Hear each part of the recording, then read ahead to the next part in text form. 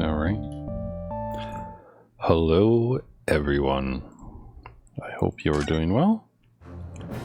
I am alive, so that's a plus.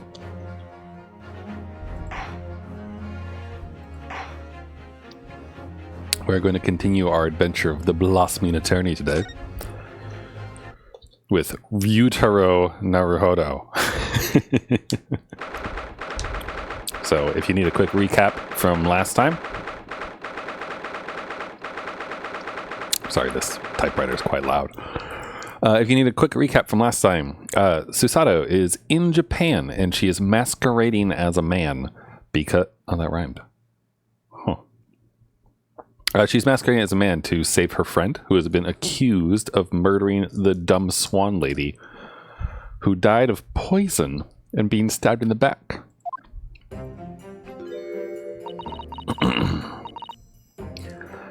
I'm so sorry, Susato. I should have told you about the toxin. Ray. You have a strong sense of responsibility, I know. That's why you decide to shoulder the burden alone. No, that's not it at all. I was just scared of my failure coming to light, that's all. So I hoped to retrieve the substance from the Englishwoman's before anyone found out.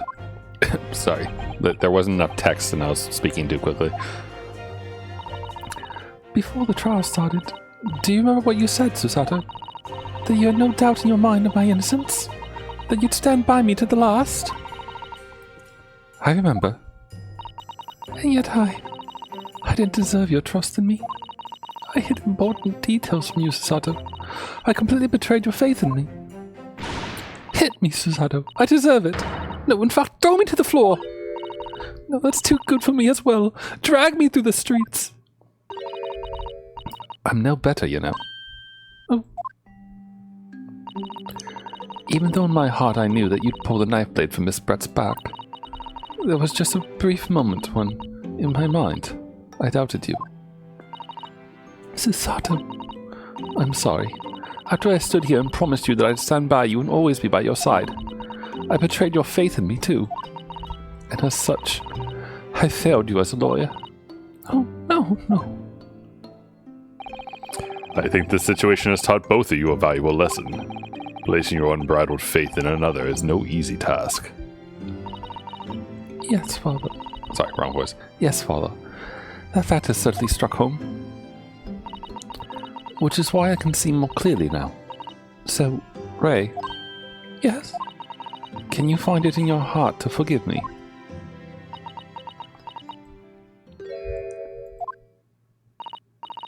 Oh, Susato. You know you'll always be a gallant, dashing lawyer in my eyes now. Oh, Ray.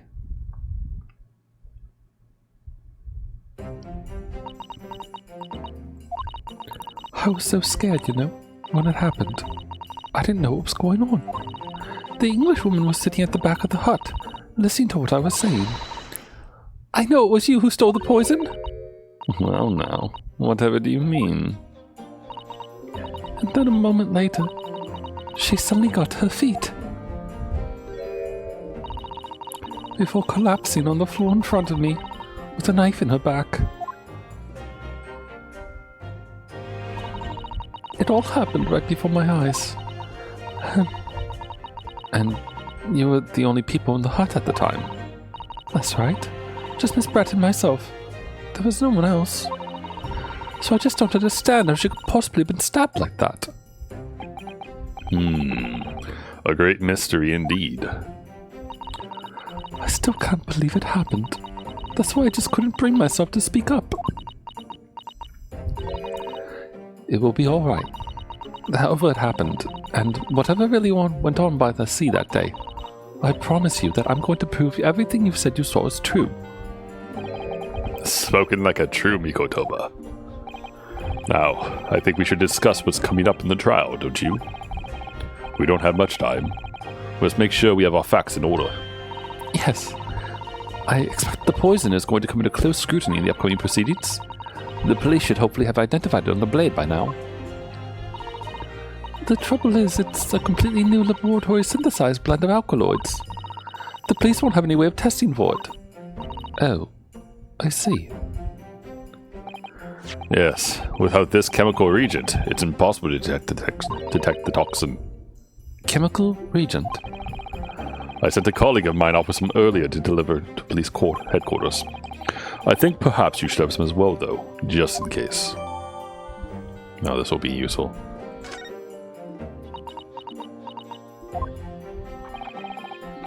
What's the matter, Susato? You're suddenly very quiet. It's this newspaper article. Exclusive, deadly poison stolen from Yume Medical Research Laboratory. I'm wondering how the information got out, given that it was a government secret. How's all the Englishwoman's doing? What? It was when the professor and Soseki-san were being interviewed at the laboratory. That so-called English lady swanned in and, without any compunction, said to Professor Mikotoba, "Oh, Professor, surely your guest would love to hear about your work on that substance there."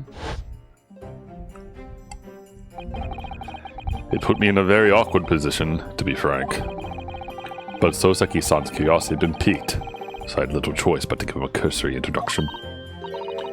So then, Soseki-san knew about the poison? Yes, it's highly likely that the reporter who was writing up the story about us would have caught a glimpse of the toxin too. This mini memo song. By the way, did that reporter join you when you went to the beach? Oh, no, I don't remember the reporter being there. Indeed, he shouldn't have been. I very much doubt anyone would have wanted him there. Oh? A known criminal had been given permission by the authorities to bathe by the seaside. Soseki-san pointed out that inviting a reporter might be problematic, so the man was sent back to his office. Yet he obviously didn't go back. He secretly followed the party to the beach and took this very candid photograph. And then presumably he posted it anonymously to the police. Oh. Yes, that must be what happened. Counsel, we've just heard that the new witness is now ready to testify. The trial is about to resume. Please proceed into the courtroom at once. It's time to steel ourselves once again, then. Defense attorney, Yutaro Naruhodo? Yes!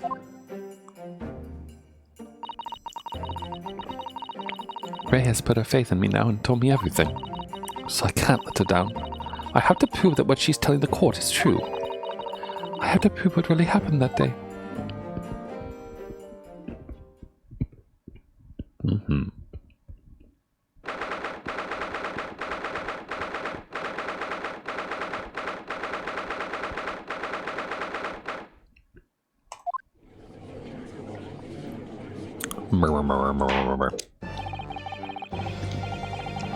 I hereby call this court to order, as we reconvene to continue the trial of Ray Mimbami.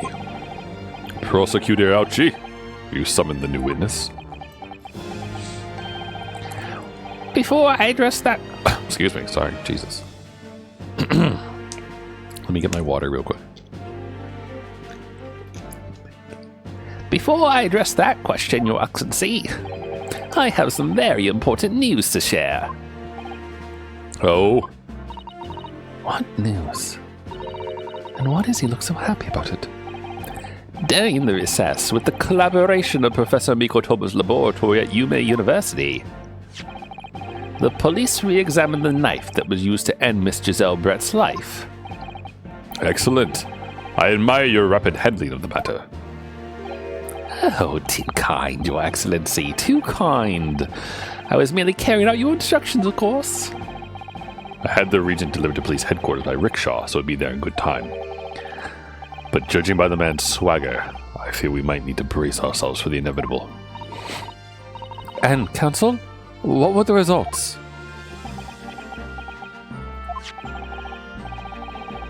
This dagger, which was so cruelly used to end the life of the victim, has no trace of poison along its blade. She drank it. It's the wine glass, I bet. What? Are you sure about that? I would stake the reputation of the police on it. Armed with the regent, the test is extremely simple. They couldn't have made a mistake.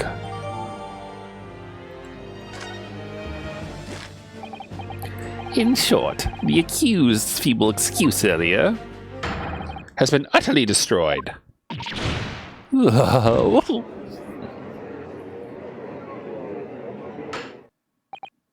Now, the prosecution is ready to call the new witness. Nah, the newspaper reporter who managed to capture a photograph of the crucial moment. Good. Very well, officer. Bring in the witness. No trace of poison on the knife. But if that's really the case, how could the toxin have entered the victim's body?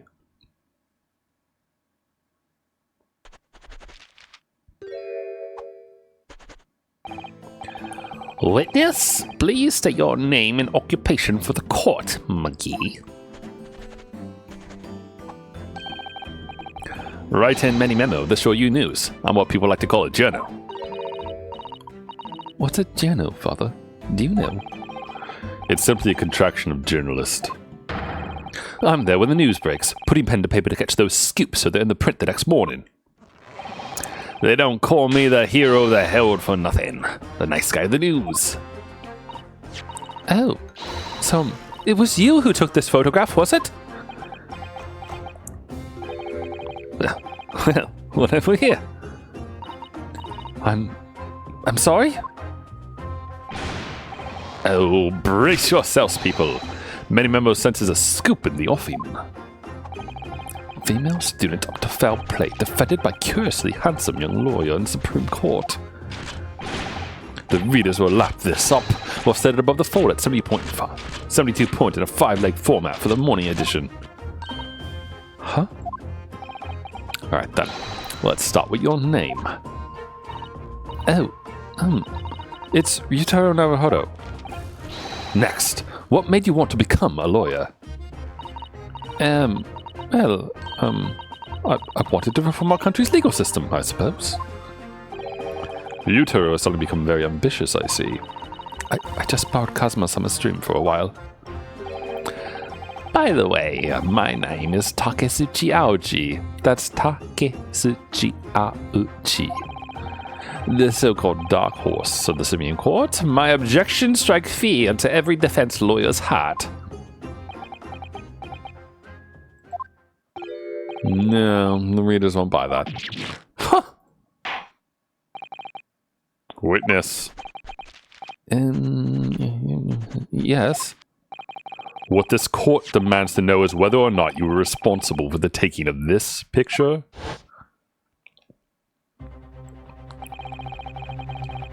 It was delivered anonymously to the Imperial Police Bureau only yesterday. Yeah, I wouldn't be a journal if I didn't click quick when presented with a scoop like that now, would I? Sometimes stories call out to me, sometimes I have to chase them down. Either way, you've got to be fast. Fast legs to run with and a fast hand to write with. It's no good if you don't note it down, I always say. Well, that's what I call my mini-memoism. Mini-memoism? Yes. I remember your face. We met that day when you were interviewing myself in Soseki-san. Yes, right. That was me. Mini-memo again. But you were supposed to be going back to the Show You News office after our meeting. But the scoop is, I didn't. Because that Englishwoman's words had piqued my journalistic interest. Miss Brett's words. A criminal left to do as she pleases? Just because she happens to be a British citizen. It's horse dung. This country's judiciary is rotten to the core. The Supreme Court's rulings aren't worth the paper they're written on. The police are just imperial pawns. Stay your tongue, young man. There are complex political issues at play. Well, anyway. I quickly jotted down those words she said my memo had. Well, you ready? I'll read it out. It's over here. Right here. There it goes. I should like to coup... Wow, what are words? I should like to go with everyone to see your country's coast. A serious criminal going on some junket? The people need to know about this. Well, so I decided to sneak after them. To get the woman's story so I could hammer her in the press. Do you mean to say that you did indeed witness it firsthand? The grim scene portrayed in this photograph. Oh yes, I saw it with my very own general eyes. From start to finish, through the viewfinder of my trusty camera. Thank you, Memo-san. You will now give a formal testimony before the court. You will state exactly what it is that you witnessed of the events surrounding Miss Brett's death. Bam, bam, bam. The camera never lies. The beach hut was made of shoddy old reed screens, so there were plenty of gaps I could see inside though. The Englishwoman was sitting on a stool when the student girl came in and started arguing with her. Seconds later, the girl pulled out a knife, throwing the Englishwoman to the floor. She stabbed her in the back. My smoldering gentle spirit burst into flames. Quick as a flash, I whipped up my camera, ready to click. I pulled apart the rough weave of one of the screens and poked the lens through for the perfect shot. Read screens, you say? Right, you can see them clearly enough in that great shot I snapped. The hut walls were just screens made of coarsely woven reeds. Yes, it allows the breeze to pass through and bring some relief from the summer heat. It was a breeze for me to poke my camera through and see the whole thing hotten up.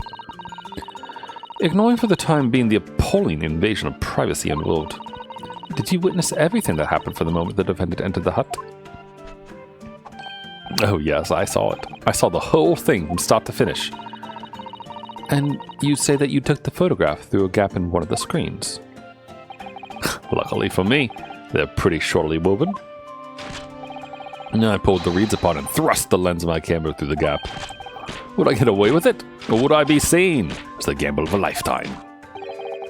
A tenacity, a purpose that's considered admirable in a journalist, I suppose. Run a risk one day, run a scoop the next. That's Memoism in a nutshell. At last.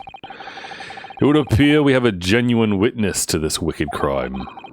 The evidence and testimony are extremely compelling. I believe we may be close to a verdict. No. Wonderful news, Your Excellency. Wonderful. Nevertheless, it cannot be denied. Those other bitches can't deny that this testimony begs one very large question. What question? Exclusive news, a startling photograph, all the makings of an exceptional story for the reporter. Why then was the story never published? Oh, that's right. It seems clear to me there are circumstances at play here that are yet to be understood. More pathetic excuses? Very well. Jeez.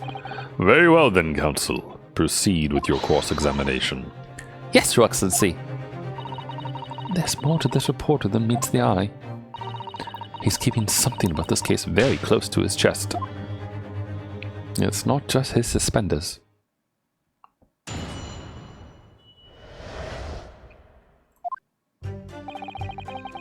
Alright, let's start pressing here. Hold it! What made you want to see what was inside... Sorry, what made you want to see what was happening inside the beach hut in the first place? Call it general instinct. Can you think of a better reason? Oh, I don't know. Perhaps because as well as being a proven criminal, the person inside was a young woman. Ah, I see where you're going with this. Brace yourselves, people. He's painting the journal as a voyeur. It's hardly slander, sir. You had a camera, and you were taking pictures without the woman's knowledge. Nope. Got it all wrong, little student boy. Sorry. To my mind, all that was inside that hut was a scoop. Nothing more, nothing less. Scoop's no gender. Man or woman, it's all news. There's not even many memoism. It's basic journalism. If only the courtroom was as indiscriminate. Right, so if that's all buttoned up, can we move on? Tell the court then, witness, what sight befell your eyes when you looked inside the hut? A sight that vindicated my journal instinct, that's what. When I pulled back the reeds, I could see it all as clearly as day.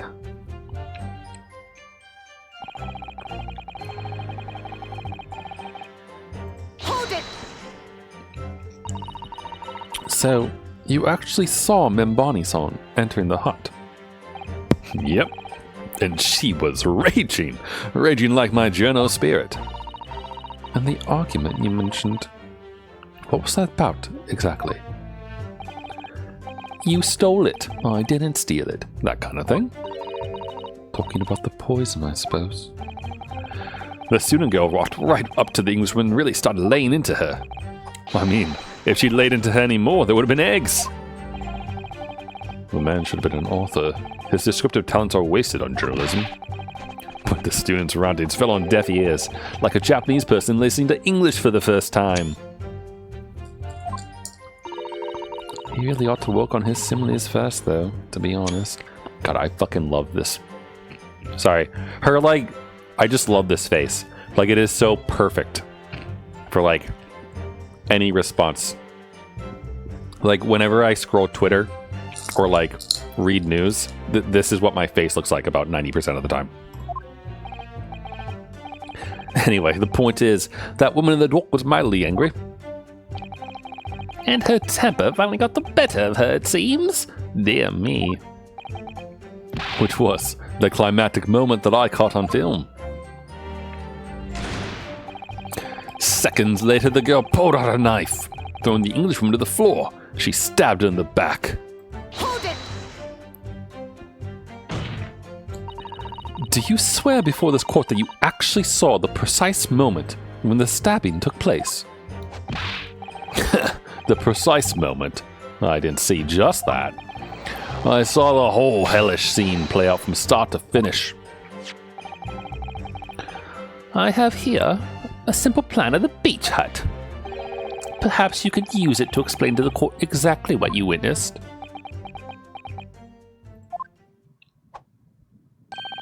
Right you are.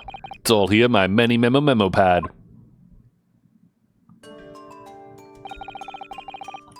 When I first peered into the hut, I'm sure that the Englishwoman was on this stool at the back of the hut here. Yes, the accuser's own testimony confirmed that. She just sat at the back of the hut, smiling sweetly, is what I have noted down. It's my turn to testify now. Try not to interrupt. Then, the next moment as I was watching, the evil student girl entered the hut. After a while, the pair of them ended up in the middle of the hut, arguing furiously. The Englishwoman went for the student, but the girl dodged out of the way. And in a flash, plunged the knife into the adversary's back as the two passed each other. What you describe as a grim crime indeed. Never sugarcoat the truth. And that's what many memoism says.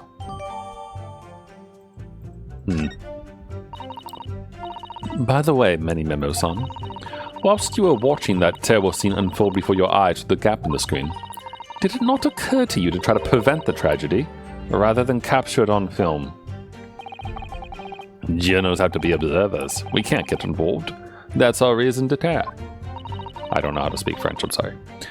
So you didn't converse with Miss Brett at all? Obviously not. An observer always remains on the outside looking in. And that's something to be proud of, is it?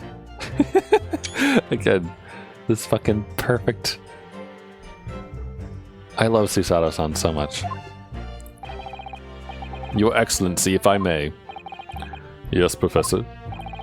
I think the witness's last, expertly phrased statement should perhaps be added to his formal testimony. Father, what are you? I will grant the defense's request.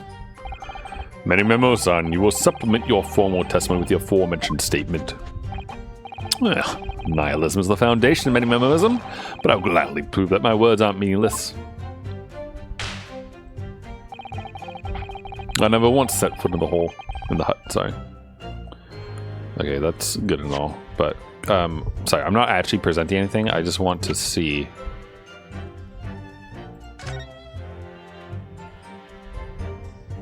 So he took the picture through here, right?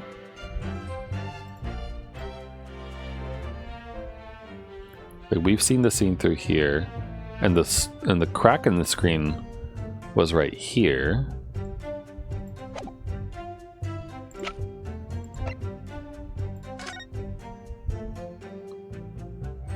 This looks a little bit off though, doesn't it? Or maybe not. I mean, you can see the door frame, but this looks like he's more at an angle, you know?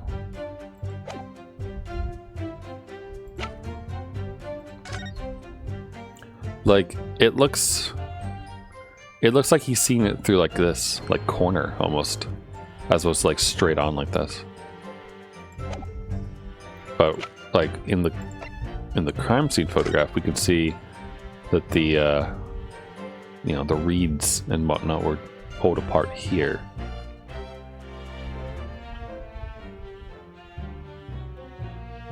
I mean, with this dress in the way, he wouldn't have been able to see from that angle, though. I don't know. Maybe I'm overthinking it. Hold it! Really? You didn't set foot inside the hut at all? Are you quite sure about that? I think you may have the wrong impression of me. We're talking about a murder scene here. My nerves were stretched to breaking point already. Oh, I see. You were scared. Maybe I did have the wrong impression of you. Yes. It was all I could do to stifle a scream and hold my hand steady enough to snap the shot. You really should have summoned help before thinking of your camera. Many memoism and humanism don't always agree. And most of the time in those instances, many memoism comes out on top.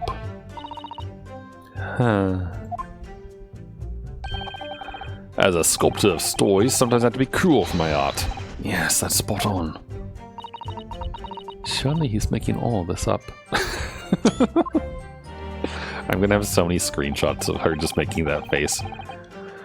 He claims to have spied the whole affair from start to finish. If true, his testimony is devastating. But it does seem though he's holding something back, doesn't it?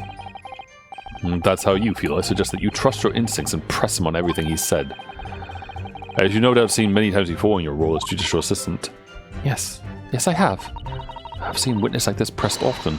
I know exactly what to do.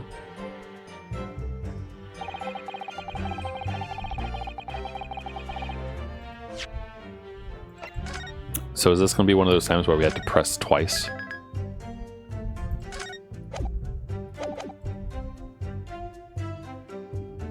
Hold it!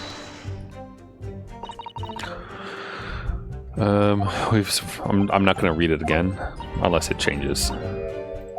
There's this, the young woman bit.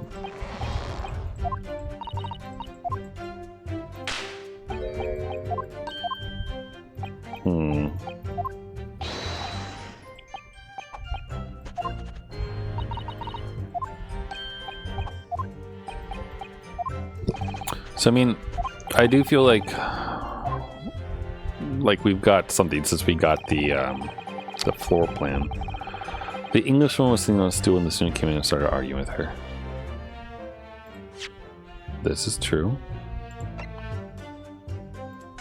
So she was sitting on this stool. And she certainly fell over from there. I mean, her feet are still back there. Which, like, I don't know if that's the contradiction that we're looking for. Because he talked about how, like, she came after him, right? Or she came after her, sorry.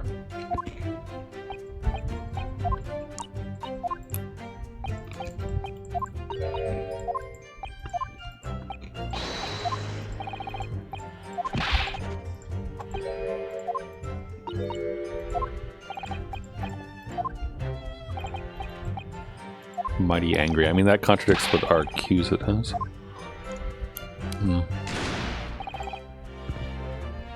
See, this is wrong. This definitely never happened. Hold it! It's just a question of how do we prove that?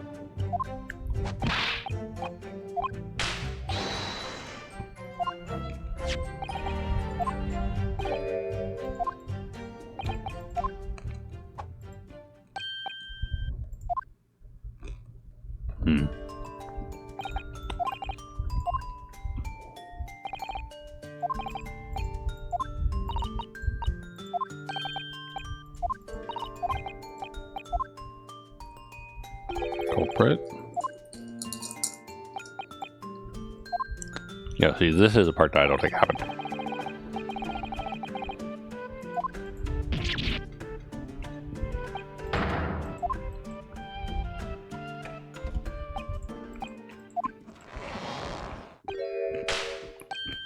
And actually, doesn't his picture contradict that?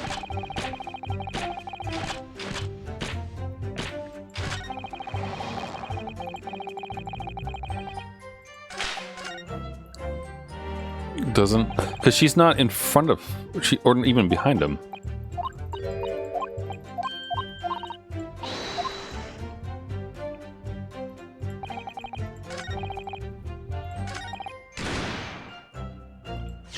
Okay, hold on. Just so I don't have to deal with like sitting through everything, I can just reload to get to the middle point. This is where it doesn't make any sense. Because if you look at the photo, she's to the side. She's not really behind her, you know? So like that's the part that doesn't really make any sense to me at all. Can I present this? No, this isn't right. Nope. Actually, you know what? Let's see what Susato looks like when she's embarrassed.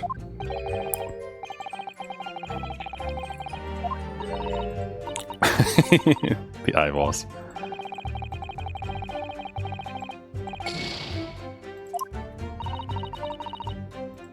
Perhaps I need to reconsider. Yeah, perhaps you do. Alright. I guess we'll just do a second round of pressing.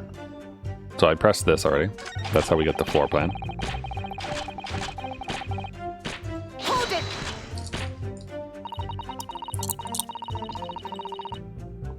The court is fully aware of your desire to capture the incident on film, I'm sure. But why then did you choose to post the photograph anonymously to the police? Okay, this is new. I'm afraid I don't understand a word that's coming out of your mouth. I'm asking why, as a journalist, you decided not to make a story out of the incident. Think of me as a sculptor who makes art out of the sordid private details of other people's lives. But I never discuss my own personal life on principle. I mean, that's basic many-memoism. It's not something to boast about. No doubt your burning desire to see the truth exposed and justice done was what motivated you. That's it. That's brilliant. My burning desire to see something or other exposed. There has to be a good reason why he didn't think to write an article about what he saw, though.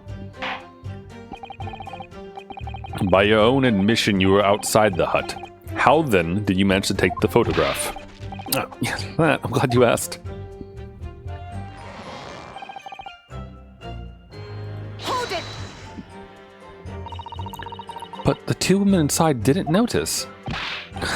Obviously not. If they had, where would I be right now? In jail, that's where. Which you'd think would make you reflect on what you were doing. No. The journalist's job is to collect little snippets of life as unobtrusively as possible. Leave nothing but footprints. Take nothing but photos. Yes, that's spot on. Did he just make that up? The point is, the witness risked life and limb to obtain this photograph. And this photograph reveals the whole truth. There's nothing more to be said.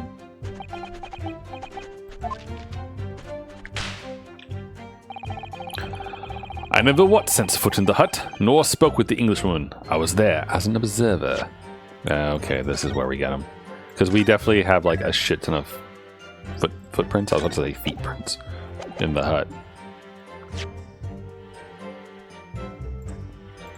Because you can see them in here. Look at all this. So you've got footprints back there, footprints back here, footprints over here, footprints over here, footprints over here.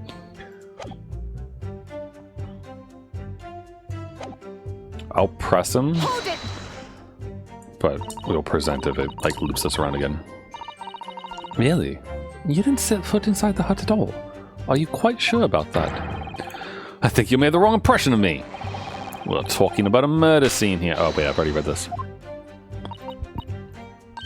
Okay.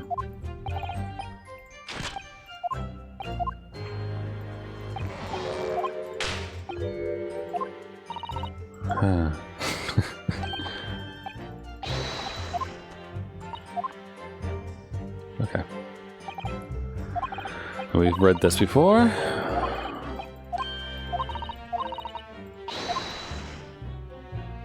Okay, so we got some new stuff, I think, right?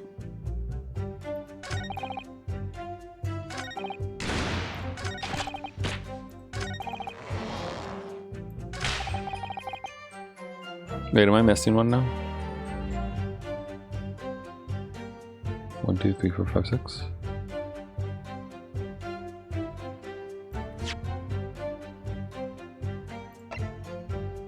Are there footprints in this one? Oh, there are not. Objection! No, this isn't it.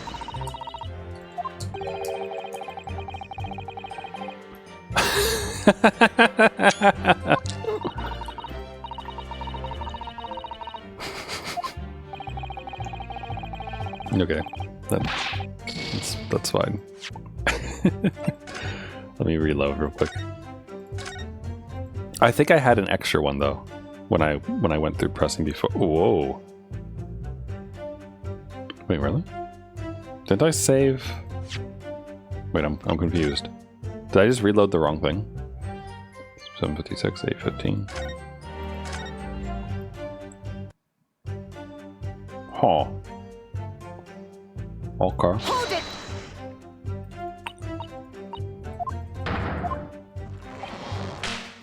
Okay. Weird.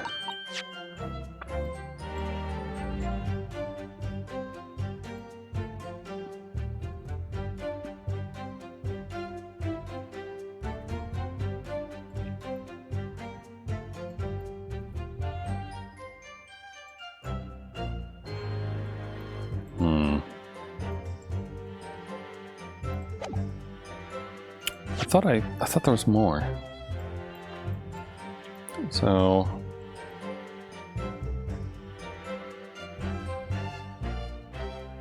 okay, this is where we did this before.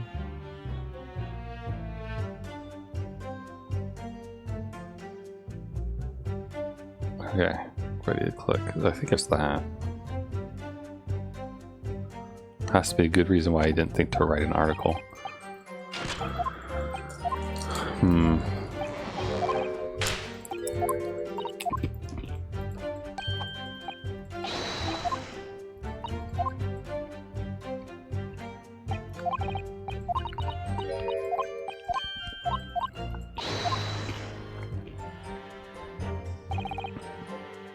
Hold it! Okay, there's instinct. And then you're a voyeur.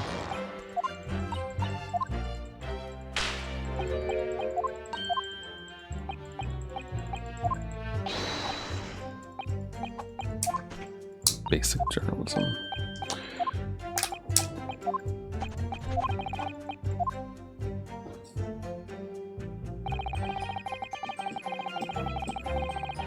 Hold it! And then what they were arguing about.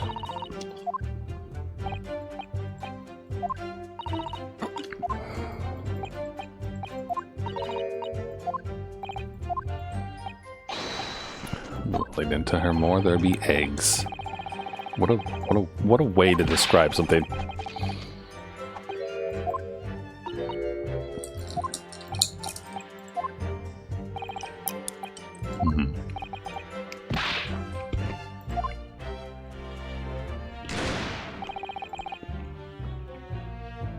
Hold it! Now we know this didn't happen. And then he does this, and we have to sit through this.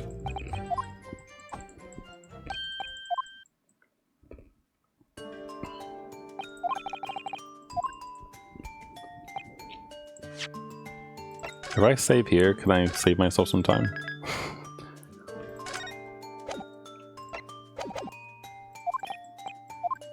Okay, on the tour. She comes in.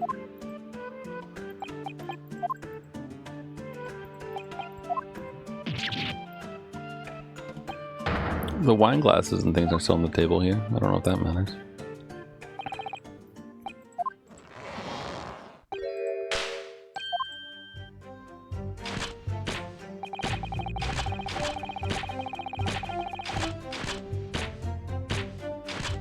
Hold it!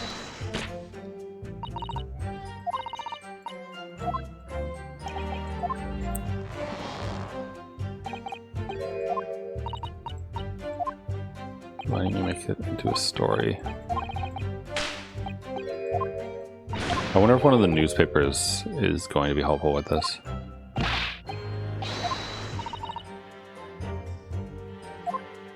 Why wouldn't he write an article, I wonder?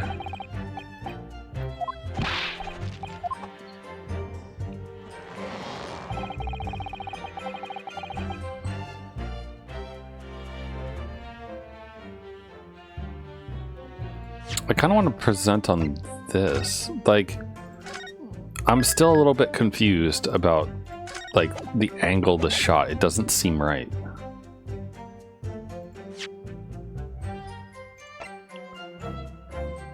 Objection! No? No. Okay.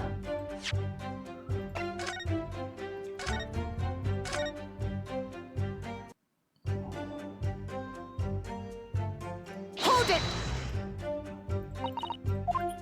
See, one didn't notice.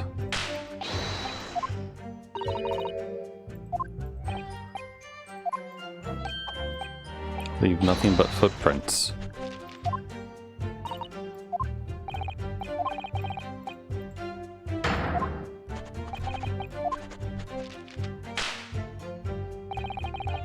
Leave nothing but footprints. Okay, there we go. I never once set foot in the hut, nor spoke with the Englishman. I was only there as an observer.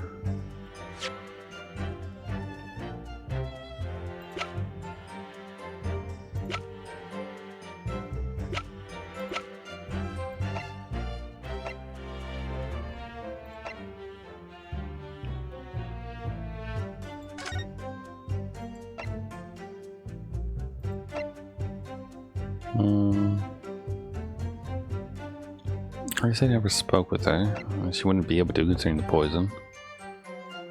Either via mouth.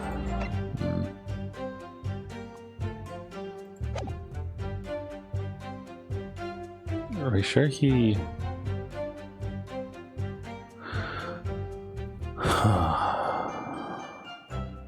Objection!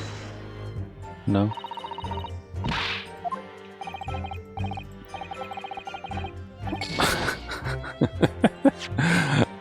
Sorry, I kind of like the banter. It's like, it's still him telling her off, but like, I don't know. Hold it! It's a little bit lighter, I think, than he does to Naruhodo normally.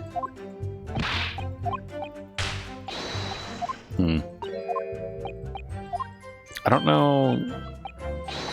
Like, this, right? Like, this is the thing that feels like the right bit, right?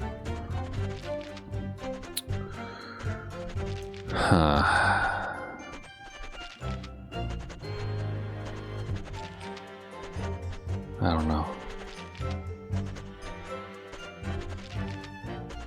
Many memos.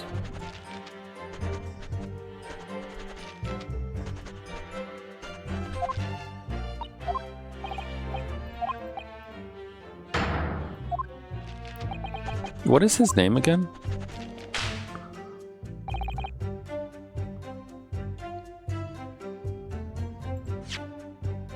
Do I have a people button anymore?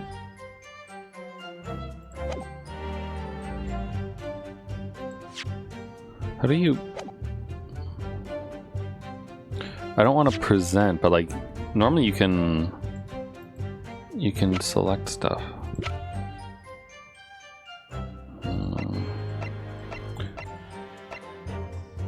RM. What if the pen's his? Like, we still don't really know where this came from, right? Wait, could I examine this before? Oh, wait a minute, actually. His ink hand, right? What if that has anything to do with it.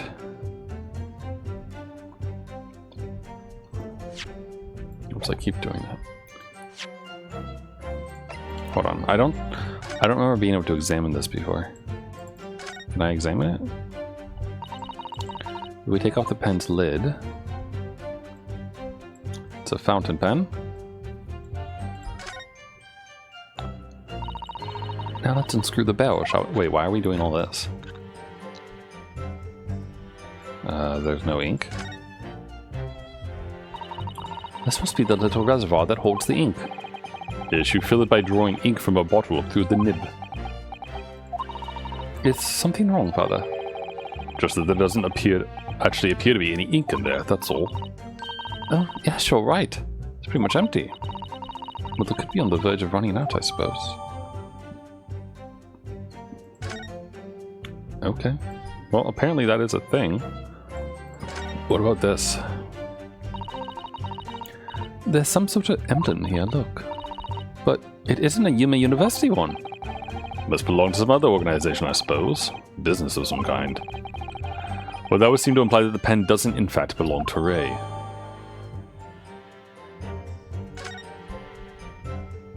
Okay. Is there anything else about this I should know? No.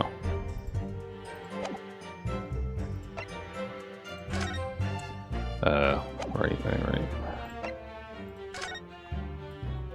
We already examined that. It's got a check mark. I'm just going through because I figure it's worth it. The label appears to be written in a foreign language that I don't know. It's German, so your knowledge of English is going to be of little help here, I'm afraid. Couldn't you have just written medicine on it in Japanese? Then we'd all be able to read it. German is the international language of medicine, my dear. But yes, I can certainly see the merit in labeling the bottle in Japanese. Though I'm not sure medicine would be entirely appropriate. What about the stopper? Can I do anything with the stopper?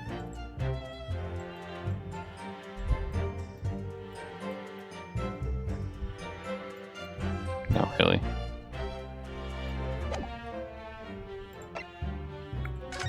What the blade?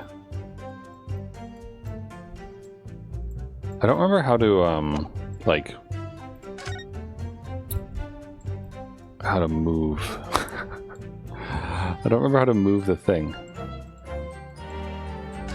Like I'm accidentally moving it more than anything else. Oh, yes, this must be the victim's blood. Oh dear. Blood is never a pretty sight, is it? Having to fight the urge to run it under a hot tap and get it clean. You've always been fastidious about cleanliness, haven't you? I think this is something else, Father. Okay. I mean, is it a mix of blood and ink? Oh, that's how we move it. Alright.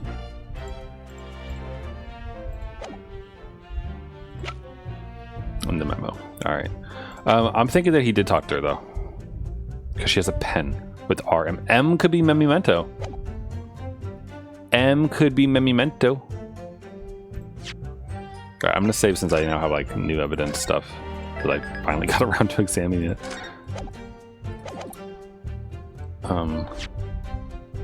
What about this, sir? Objection! Ah, here we go. Memo-san, until now I've had a firm belief that newspapers are in the business of uncovering and publishing the truth. You're spot on there. The press doesn't lie, which is why I'm proud to wear the emblem of the Shoyu News on my arm. Oh, hey, look at that! Hey, look! It's the pen. In a way, that's more many-memoism. Sadly, though, it seems the journalists who write for those papers don't always share the same passion for the truth. What are you suggesting with these criminatory words, Counsel? Minimamo-san, do you recognize this fountain pen?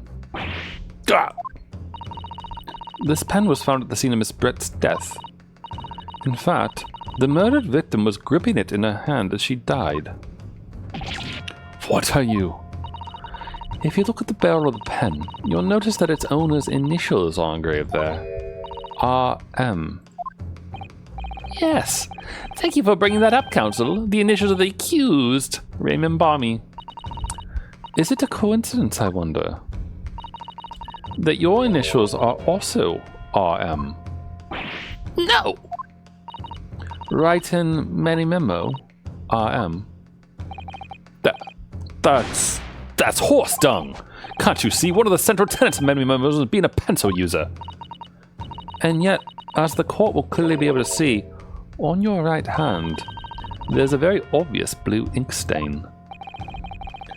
It would appear that you must have rather carelessly left it somewhere recently. Your favorite fountain pen, that is. Yeah, and he keeps dabbing the pen against his tongue like you would have found a pen. Horsey horse dung!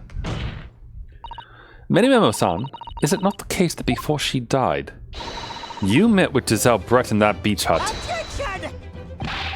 why should we listen to this absurd nonsense? It's nothing but another excuse.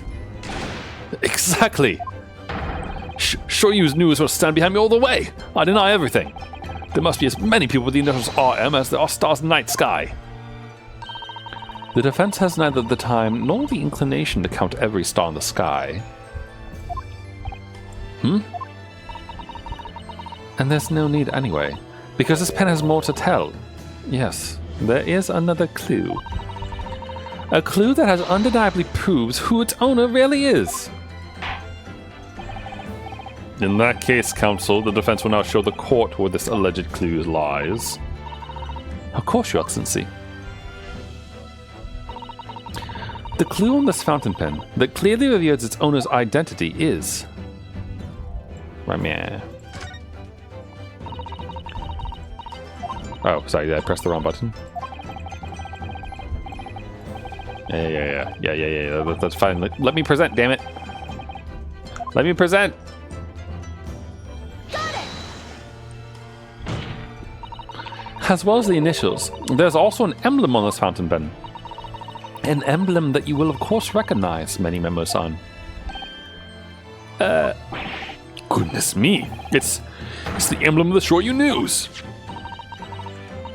In other words, the owner of this pen is an employee of the Shoryu News, whose initials are RM. Suddenly the stars in the night sky don't seem so numerous, do they? Well, Many Memo-san, how do you respond? No. Order. Order. Explain yourself, witness. Yeah, how are you gonna explain that, buddy? So, this is how the mighty Supreme Court works, is it? Using coercive tactics to have well-meaning citizens reveal harmless secrets. I've used nothing but honest tactics. Alright then. Fine. I won't try to hide it anymore. Yes, not long before that grim tragedy unfolded, I, a Shoryu News reporter, on behalf of the public, conducted an interview with the Englishwoman. An interview? You never mentioned this before. When exactly was this? As I said, it was before that evil little student girl showed her face in the hut. Couldn't have lasted more than 2 or 3 minutes. That's all. It's just a brief exchange. But it came to nothing. As we many memos say, that people don't pay their dues for unworthy news. However insignificant you deem it to be, this court cannot overlook the meeting between yourself and the victim. You will now testify now. Sorry, you will not. I don't know why my brain just immediately wants to add now after you will. Why does it do that?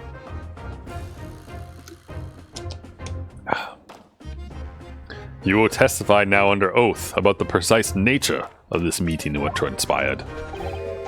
Got it. Yes, alright, but on one condition.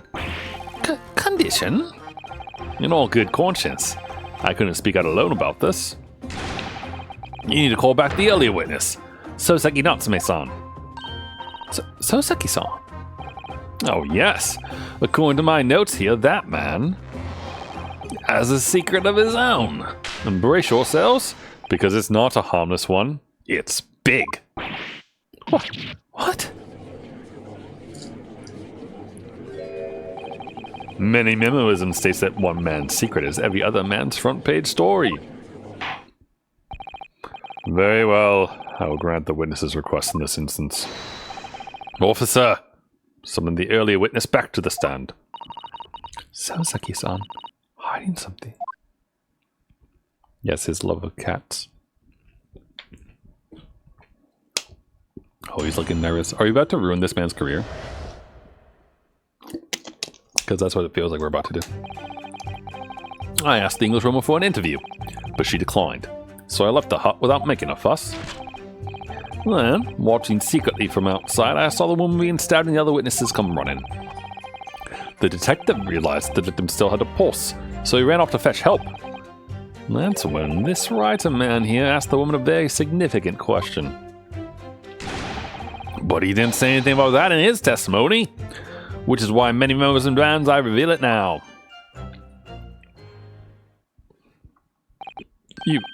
You mean to say the victim? The victim regained consciousness. And when she did, you decided to ask her a question? That's, true, yes. He did, and that's not all. The woman gave him a very definite answer. An answer that incriminates the accused. This is preposterous. Why am I only hearing about this now? Why didn't you mention this before, you yokel hack? It wasn't even a conversation. Yes, I did pose the withering English rose a question. I don't deny it. But she could no longer speak. She was barely conscious, even. Counsel for the defense. I expect a thorough cross-examination to be conducted here. This court must and will know the truth. Absolutely, Your Excellency. The reporter was claiming that Miss Brett implicated Ray somehow. What on earth could have happened in that hut? Oh, we will certainly find out.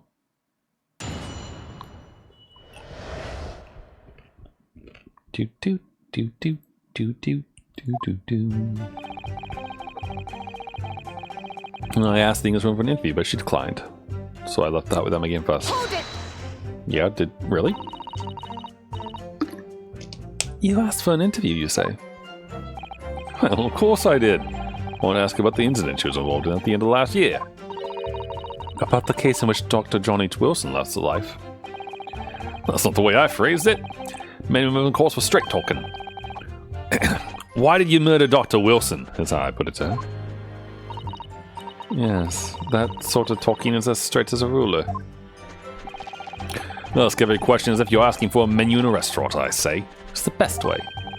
A veteran at the paper taught me that. And how did Miss Brett answer? With one simple phrase. Mystery is a woman's charm. Whew, that told me. So I waltzed right out of there. Really? Something about that doesn't quite seem to fit together.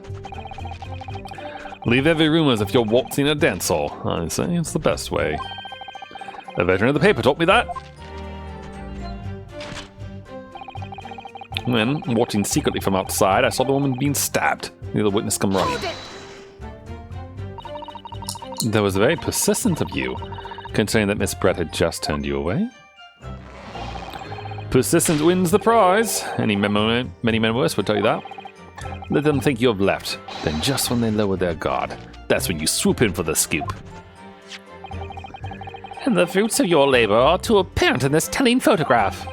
Though I'm sure the young yokel student would rather not be reminded of this damning evidence. Actually, it's thanks to that photograph that we managed to identify this witness. And now that you've found me, I'll tell you whatever you want to know. I've got nothing to hide.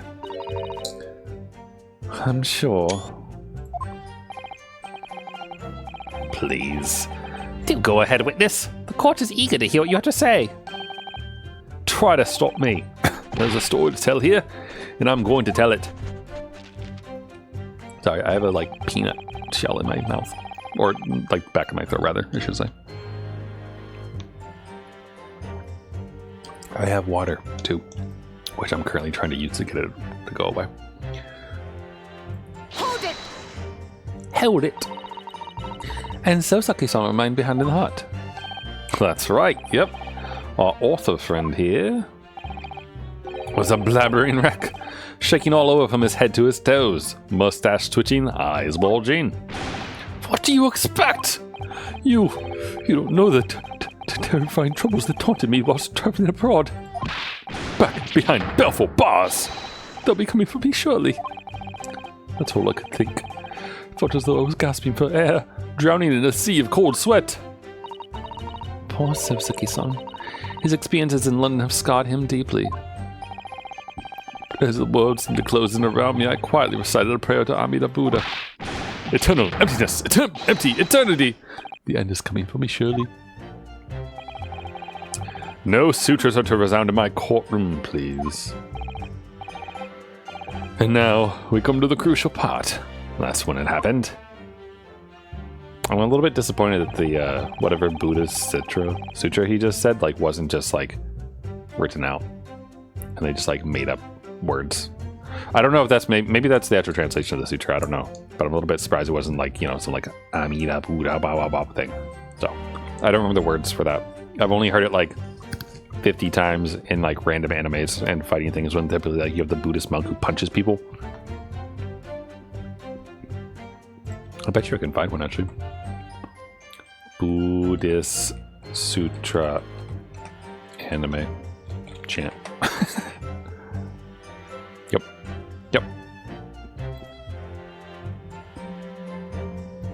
Ooh, it comes with bing, like, fun noises.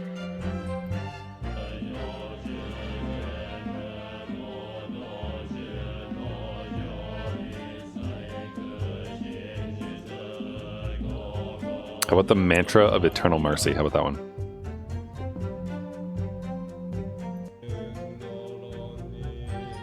That's what he was doing while this lady was dying. Shoot! No, I didn't mean to do that. I wanted to... Damn it. No, I need to get... Why do you do this? Why won't you let me turn back the page? Poor Sosaki-san has been fidgeting constantly to stand next to many moments on. Yes, like a naughty child who's waiting for punishment from his parents. Well, that reminds me of you when you were younger. I was like that. Never mind that now. The question is, how far can we trust this reporter's account of events? We must focus our enemies on gathering information and establishing facts. Yes. Okay, thank you.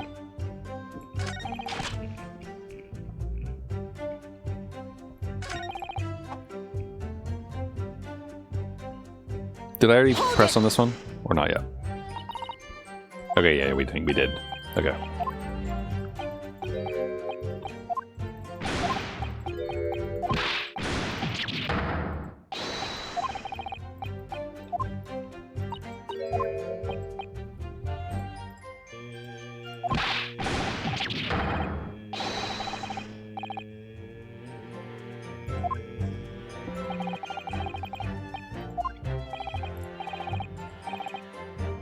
Okay, here we go. Sorry. This is where we need to lift off. Hold it! What a question? What exactly did he say? Well now, should hear that from the horse's mouth, I think. Don't you, Mr. Riderman? Ah! Out with it, you yokel hack! What did you say to her? What did you say to the dying Englishwoman? Well, in truth, I've been catching crabs at the water's edge and building castles in the sand, you see. Well, the seaside is a place to be at leisure, I suppose. Even for a grown man. But then all of a sudden, from that little beach hut, a young girl's panic-stricken cries for help pierced the air. Right. I ran up to the beach to see what was happening, to find the defendant leaning over the collapsed victim. As soon as Inspector Hosonaga saw Miss Brett on the ground, he sprinted off to get help. And then, just a moment later, I heard a faint moan. A moan from the dead Englishwoman. I nearly jumped out of my skin. But what did you ask her, Sosaki-san? I asked her, who did this to you? Don't protract this any longer. How did the woman respond? She didn't. She said nothing in response. But When in the stand, you will answer the questions asked of you unambiguously. No, without evasion or reticence, I demand that you amend your testimony. I will. I asked her who did this to you, but she never replied.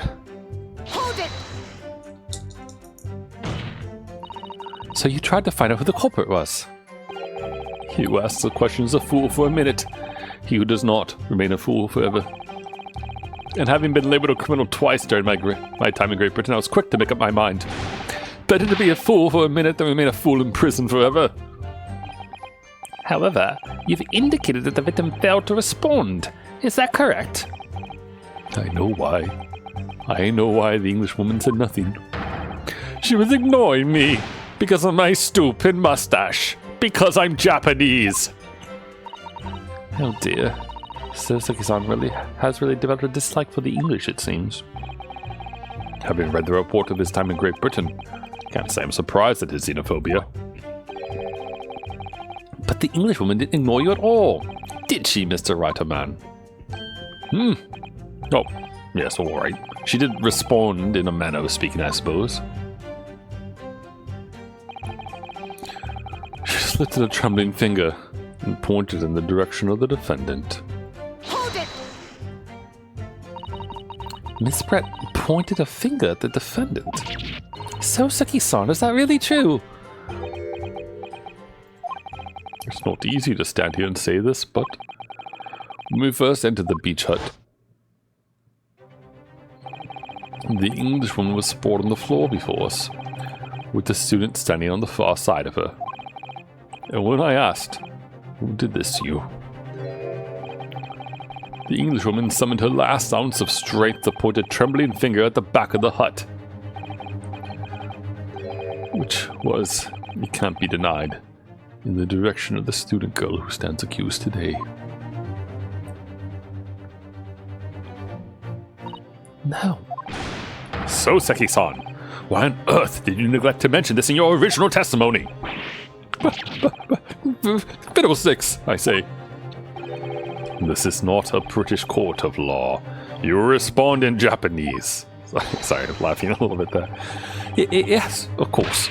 The Englishwoman did point her finger towards the back of the hut, but I was trembling, and she was trembling, and everything was a blur. And thinking about it, I feel as though perhaps she was pointing in a slightly different direction. Actually, no, not slightly. In a very different direction to where the student girl was standing. To somewhere at the back of the hut, where nobody was standing at all. You mean that your memory of events and the direction in which the victim was pointing are both unclear? Yes, that's it, unclear. I'm very, very unclear. Objection! Your Excellency, surely this proves the matter beyond all reasonable doubt. Yes, the woman may barely have been conscious. Yes, perhaps her finger wavered slightly, but there can be no doubt that this was an attempt by the victim to confirm the identity of her assailant. Why? Because as the court can see, there was no one other than the accused in the direction the victim was pointing. It's now abundantly clear that no one besides the accused could possibly have committed this crime. I'm inclined to agree. And in the absence of any credible argument to the contrary, I believe we now conclude this trial. No. The headline's writing itself. Dashing lawyer's hopes dashed. 92 point across the whole page. We'll do an extra edition.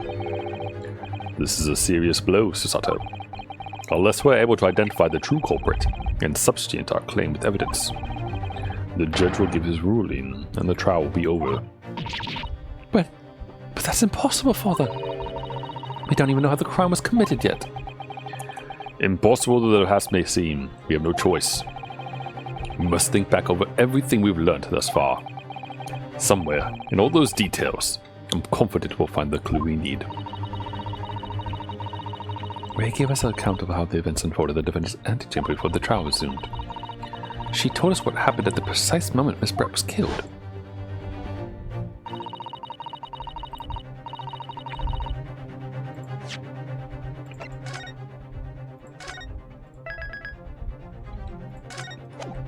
Just in case I want to, read this again.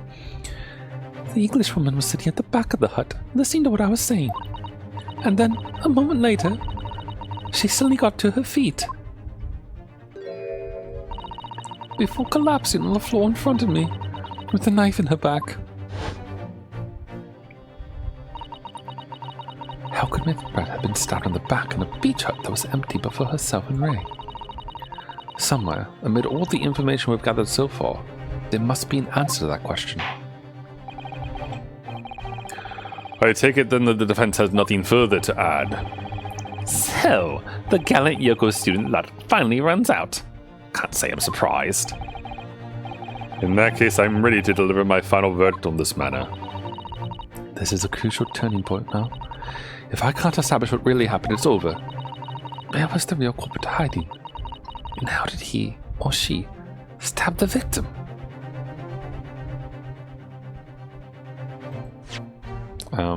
Well, through the screen, obviously. But do I actually, know that? Where was the real culprit hiding? And how did they stab the victim? I know how? Objection!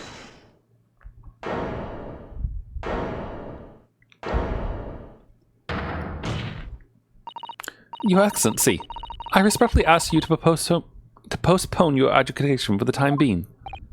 Oh, to what end, counsel? The defense would like to present the court with an alternative theory. An alternative theory that can explain who the victim was actually trying to implicate with her dying jester. Objection! Alternate theory? None exists! Objection! There was someone else present at the scene who could have committed this crime. What?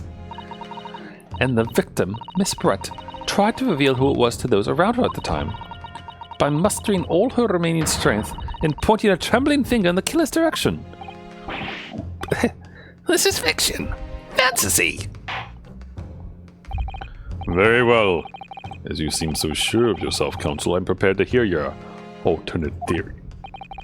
So, young Ryutaro Naruhodo, Yes, Your Excellency. you will present your latest theory to the court by means of this plan. At the moment the victim was stabbed, where exactly are you proposing the culprit was concealed? Here. Take that! Here or there. They're either behind or hiding in the dress. Naruhodo-san would never give up. And I'm a Naruhodo now. The true culprit who fatally stabbed Miss Brett was concealed in this location here. Are you mad, counsel? You're suggesting the culprit was outside the hut. Oh yeah, I am. Oh, I got the music. I think we're doing it right. Order! Order! But student lawyer Naruhodo-san Esquire! That makes no sense at all! You've just pointed out the exact spot where I was hiding to get my scoop snap. But I didn't see any suspicious individuals loitering about. I could swear to that. Obviously, if the culprit had been outside the hut, there's no way that he or she could have stabbed the victim who was inside. Actually, Prosecutor Ouchie, there is a way. And, in point of fact, the defense can provide evidence strongly suggesting that is precisely the way Miss Brett was killed. You're bluffing. You're bluffing, you yokel. The defense's assertion is clearly too fantastical for the court to comprehend. You will need to give us more guidance, counsel. What piece of evidence corroborates your theory that the victim was stabbed from outside the hut?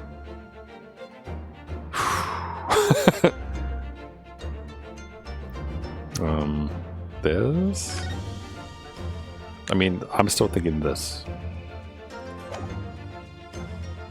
Actually, wait. Is there... There's no blood on the reeds, right? No. I was thinking, what if she was poisoned and, made numb and then stabbed? What piece of evidence corroborates your theory that the victim was stabbed outside the hut?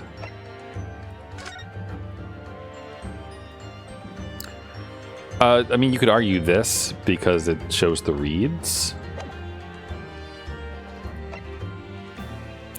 No trace of poison. It's not all the way in. What piece of evidence? I think it's the photo, honestly. Like, really, it's the reeds that we're talking about, right? So, it's either that or this. The question, I guess, is, am I going to present, like, the outside bit, or am I going to point to the thing? to the thing, you know, the crack. I think I'll try this first, because we just did a point thing, so maybe this will also be a point thing. Take that! The original photograph print of the crime scene? Yes, it's clearly visible in this print. The trace of the fatal thrust that was delivered from outside the beach hut. Do you take us for fools? There's no hint of any such thing. I'm not sure that everyone present would agree. Someone, at least, appears to have noticed what it is that I'm referring to. Counsel, once again I must call on you to be explicit for the court. Where on this photograph is the trace of the stabbing which you claim took place from outside the hut? Meow. Right, meow. Take that! Look closely just here. In the screen at the back of the hut, you can see the effects of a blade having been forced through the reeds. No, I can't. I can't see any such thing.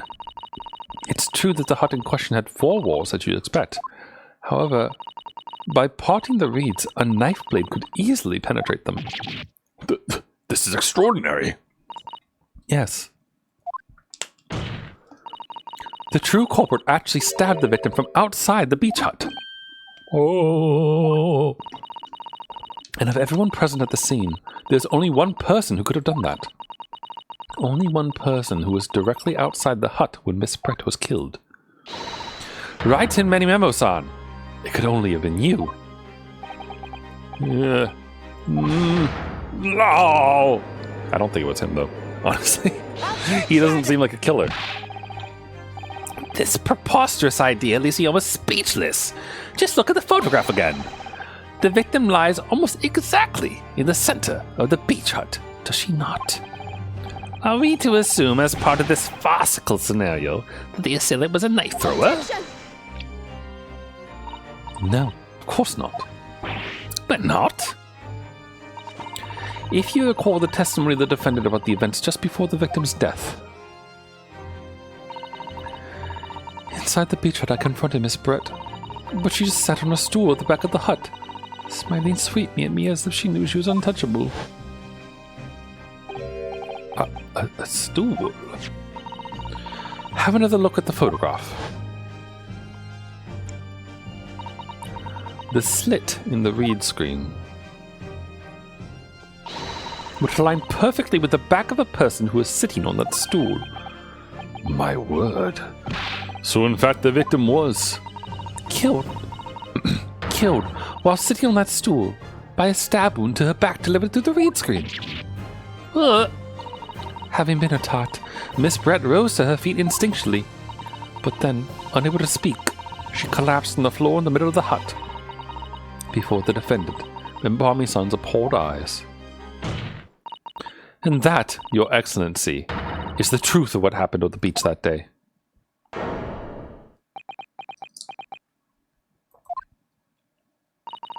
By your silence, Menimemo-san, I take it that you don't deny the charge. This is absurd! Is he really the killer, though? That will do. It would appear that we have a tacit admission of guilt from the witness. Accordingly, this court has successfully established the truth of this matter, which means that the defendant, Mbami-san, is innocent of the crime. Oh, thank goodness. I finally made him cave. I must say, I've never been more proud. No, this can't be. The Ouchie clan can't. What of my growth? My growth of hope? It wasn't all an apparition. I kinda accept this, I won't! I see no reason for the continuance of this trial. I will therefore move to conclude proceedings by delivering my final verdict and...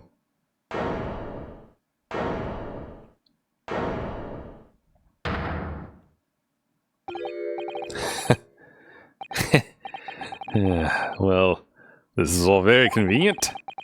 This is how the highest court in our mighty empire delivers justice, is it? Suppressing well-meaning citizens' freedom to speak and branding them as criminals? But we've established that the victim was stabbed from outside the hut, through the reed screen walls. And no one but you was in place at the time to have his hand on the hilt of the blade. It's a perfectly logical deduction. So, your argument hinges on the location of whoever stabbed the Englishwoman, does it? Well, it seems a little irrelevant now. Irrelevant?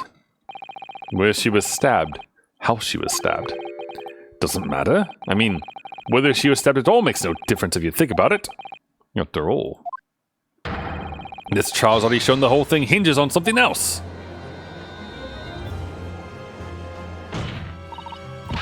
What are you talking about?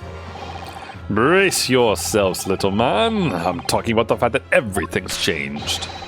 Because of the dirt you dug up. What? Enough obscurity. Explain yourself, witness. What's to explain? I'm talking about the poison, of course. The poison? Let's ask the professor for a comment on the situation, shall we?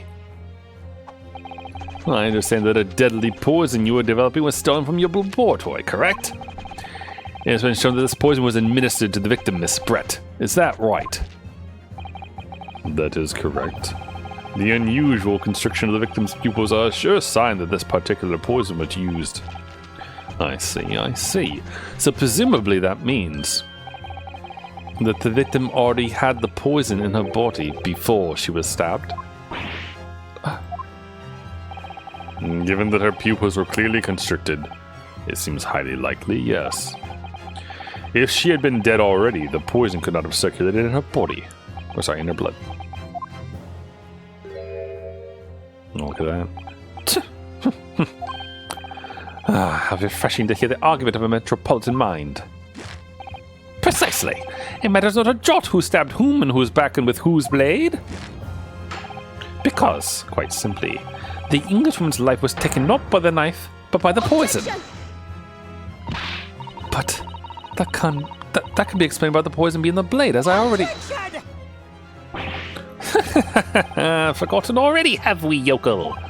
During these very proceedings, the laboratory the professor at your side assisted in proving that the blade of the weapon used to attack the victim had no trace of poison on it whatsoever. So let me get this down. The facts, as skillfully established by the defense in this trial, turned out to be a headline-making red herring. Is that about right?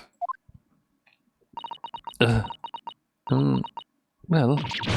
Oh.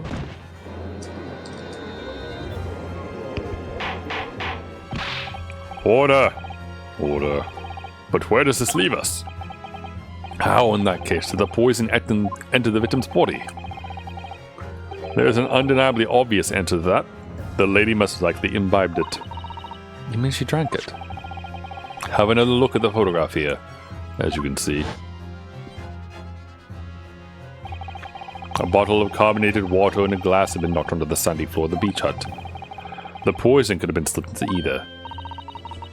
So somebody made Miss Brett drink it. Well, what do you know? Look at those dashing eyes. This will make a great front page shot. Hey, why the bewitching stare? After all, I'm the last person you should be looking at. It would make no sense at all that I poisoned the woman, would it? I mean, that's been established already. Established? What are you talking about? Don't tell me you've forgotten. That's a little hard to believe, given that the person who established it was you. Me? What on earth does he mean? Now, let me capture those wide eyes. This is prime press photo, that is. It would seem that this trial is not destined to end yet after all. I hereby call upon the witness to give further testimony. That's great, that is. Let me get a shot of that magnificent beard, Your Excellency. You claim it to be impossible that you were the one responsible for administering the poison to the victim. You explained to the court in your testimony the basis upon which you make such a claim. I'm a journal and I'm a man. I've never tried to run or hide from anything in my life. I'm not about to start now, because that's many memoism. For a brief moment, I thought I'd eliminated the truth, but it slipped right back into obscurity again. Just where is this trial going to take us?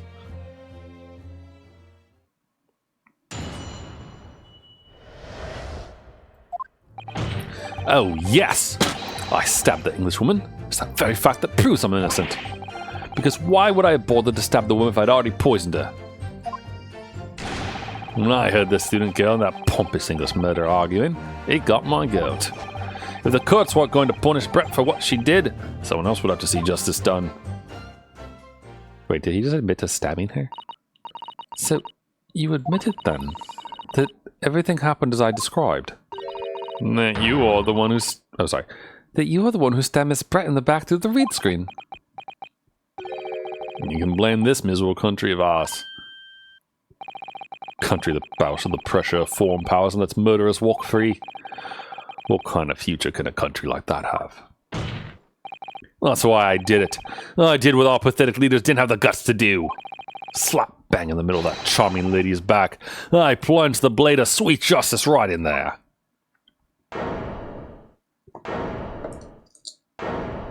And he didn't know she was poisoned, though.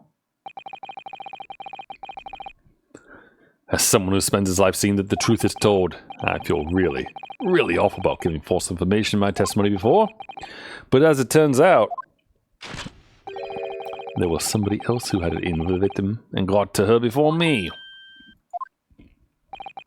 That's right, you guessed it. That pretty little student girl. Now there's a woman after my own heart. You're implicating Ray again. She's the one who gave the poison to the Englishwoman and ended a pitiful existence. And suddenly, snap. This journal here is off the hook. The argument is sound, certainly. If the witness had administered the poison himself, he needed only have waited for it to take effect. Subsequently stabbing the victim in the back would have been entirely nonsensical. And therefore, this reporter had nothing to do with the poisoning. Yes, it's all quite logical. That's right, it is. Logical and true. I'm glad you've all seen the light. Justice at last! This is unbelievable. And after I'd made so much progress in proving his guilt, is he going to get away with it now?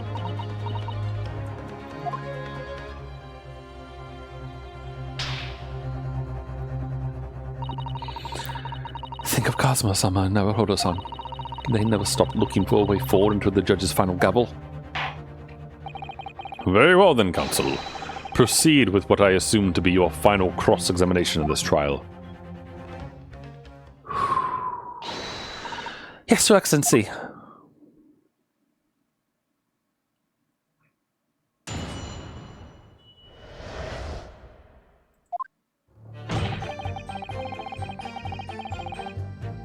Hold it! Start pressing. So, you do admit that you had murderous intentions toward Miss Brett, then? Ha! The woman's very existence offended my sense of justice. Your sense of... He's claiming some sort of righteous indignation. She was pure evil. Cold-blooded killer who committed murder right here on Empire soil. But did our good-for-nothing government do anything? Not a chance. So I had to step in. Fly the flag of justice. Put things right for the people. It was my civil duty. That's what drove me to do it. So, in summary, murderous intentions then. Whatever you want to call it. The point is this. That English woman was a blight, so I had to do what was right for society. Yet a real wrong was done by the student girl in the dock, a crime for which she must pay. Obviously, because the poisoning was nothing to do with me at all. because why would I bother to stab the woman if I'd already poisoned her? Hold it! So you still maintain that you didn't give the poison to the victim? Obviously. That'd be like putting a belt on your trousers when you're already wearing braces like these. The accused administered the poison, following which this witness stabbed the victim. An unforgivable act, certainly, but not one of murder. That crime rests on the accused's shoulders. That is how the law works, you see, yokel. Who knows, you may even learn something here today. 2 consecutive attempts on her life in the space of minutes. What a day for the victim. Do something that evil, and you've got it coming. That's how the law works. The law of reckoning.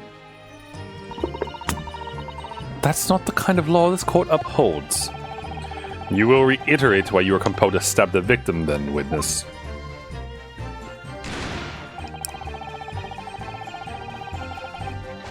Hold it!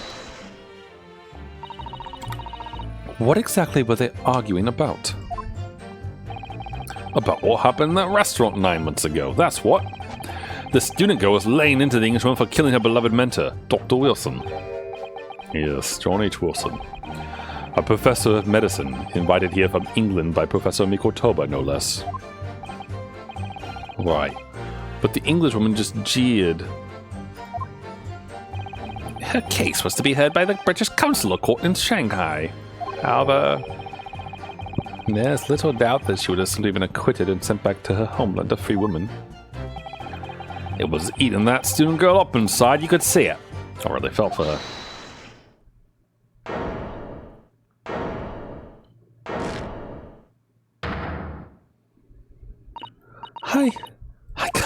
I can't stand here and listen to this tripe. Right. Young gal, you stand accused here. You can't just blurt out when you feel like it. No, you can't. Sorry, but I'm in the middle of some very important testimony here. Just keep quiet and listen. But this awful man is making all this up. Susato, please, you have to make them listen. Return to the dock at once, Membami-san. We are in the middle of a cross-examination. Your Excellency, please, I implore you. That journalist is clearly not a trustworthy witness. Exactly. He's a filthy, rotten, black-hearted, bigoted, dirty, grape-peeping Tom. Oh, take it easy there. Please, I really think the court should hear what the defendant has to say. Your Excellency, I see no need whatsoever to entertain the accused's remarks. I will grant the request of the defense. But Your Excellency! This is likely to be the final cross-examination of these proceedings. As such, I believe it would be ill-advised to stifle the defendant's obvious concerns. So, whilst recognizing that this contravenes regular protocol, I hereby call upon the defendant to speak. Oh, thank you so much, Your Excellency. It was nothing to do with Dr. Wilson. We were discussing the stolen poison. Hold it! The stolen poison that killed the victim, you mean? I suspected her of being the one to steal it. I mean, just think about how she killed Dr. Wilson. That's true. Additionally, Miss Brett certainly had knowledge of the new poison. But surely it would be no easy task to steal a highly secret toxin being developed for the government. Indeed, all visitors to the laboratory are thoroughly searched when they leave. Even if a thief managed to avoid being seen by myself or a colleague, getting the poison out would be very difficult. Oh, she used the pen. That's true. I pestered Professor Mikotoba until he agreed to show me the poison when I visited his laboratory.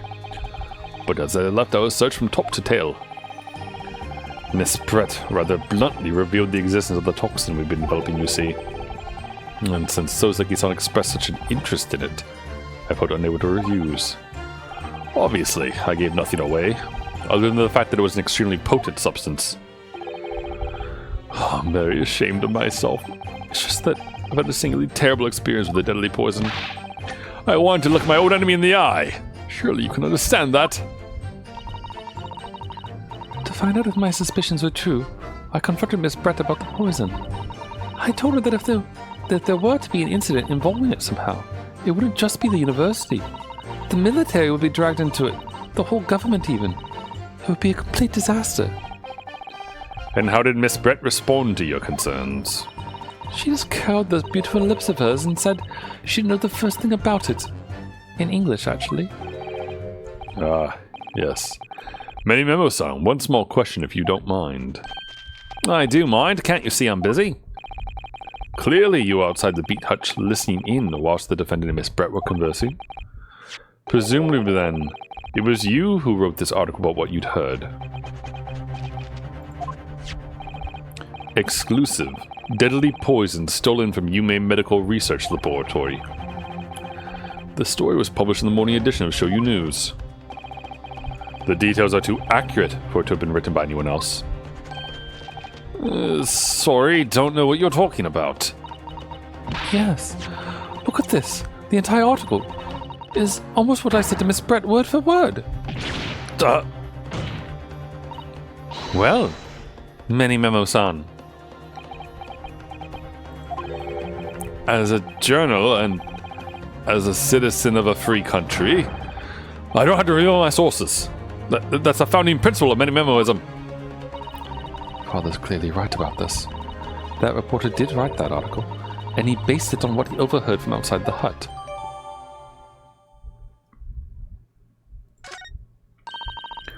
So that's what it was all about. You were trying to cover up the fact that you were listening in. That's why you came up with that stinking story about me arguing with her. Shut up! My stories never stink. Look, whatever you say, little girl, it doesn't alter the facts. Your Excellency, there's something I want to say. I want it to go on record. Very well. You may amend your formal testimony.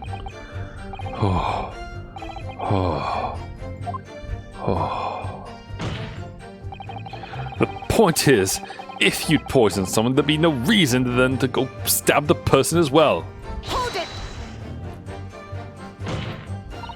Perhaps you doubted the efficacy of the poison and sought to make sure your victim would die.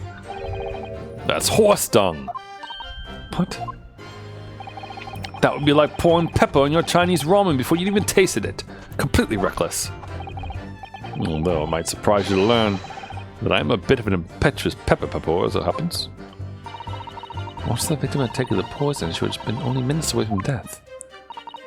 And yet, this man then proceeded to stab her in the back as well.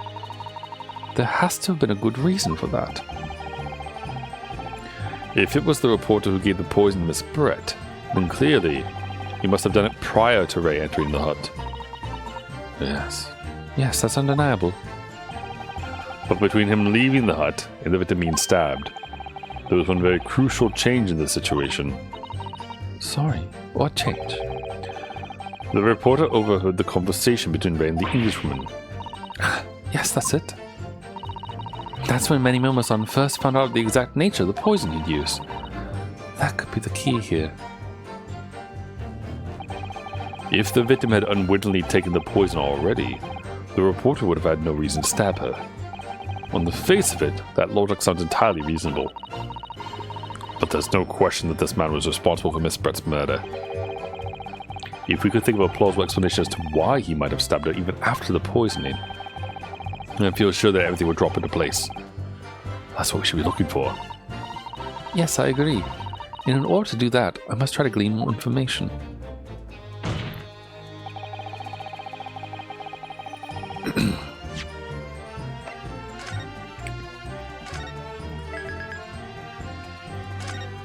Okay. The question is, do we glean more information from pressing some more? Or by examining things? I think I want to look at the article again. Let's see. Deadly poison, secretly... Even the smallest amount under the body, either via the mouth or via a wound from a poisonous blade, would prove fatal in minutes. Current methods cannot detect the newly developed chemical. The university would have to be consulted.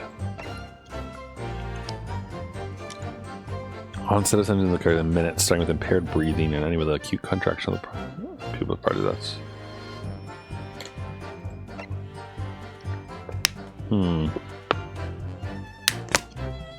So, I mean, this part about a poisonless blade and it not being able to be detected, maybe that's why he would do that, to make it look like she was poisoned? I'm not entirely sure if that like makes much sense.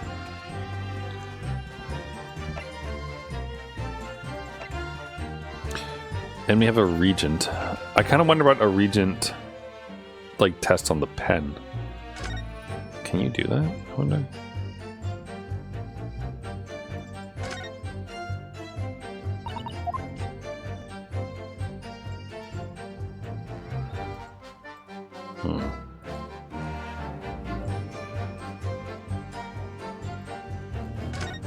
Oops.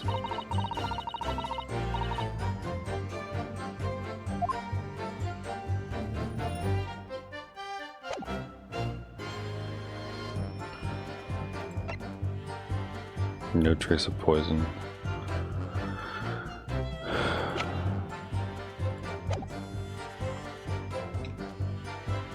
Hold it! Can I get this auto thing off? I didn't mean to turn it on. Oh, I can press F. Alright, defends, says justice. Very evil.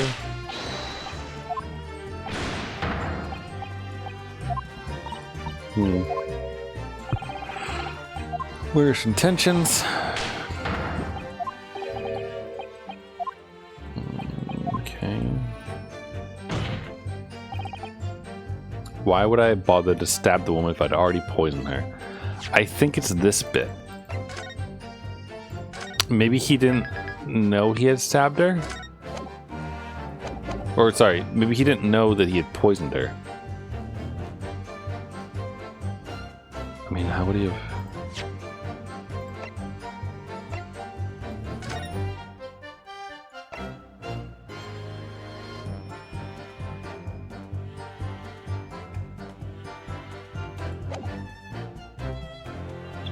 Why would I have bothered to stab the woman if I'd already poisoned her?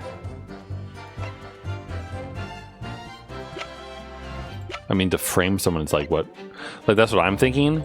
Is like, he did it to stab her. Sorry, to frame the person, right?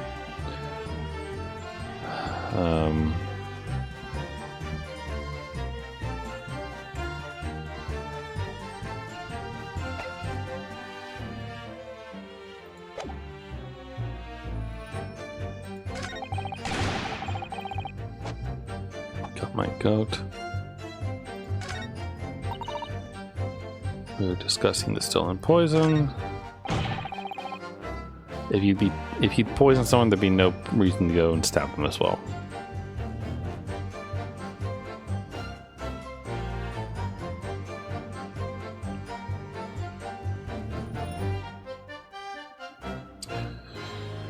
But I mean, it's framing, isn't it? Like that's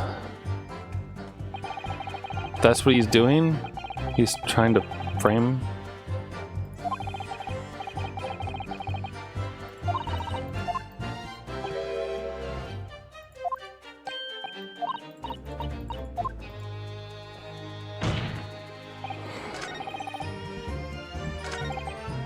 Okay, this is where I left off with pressing, right? This is the one we pressed on, and then we got the new statement from Ray.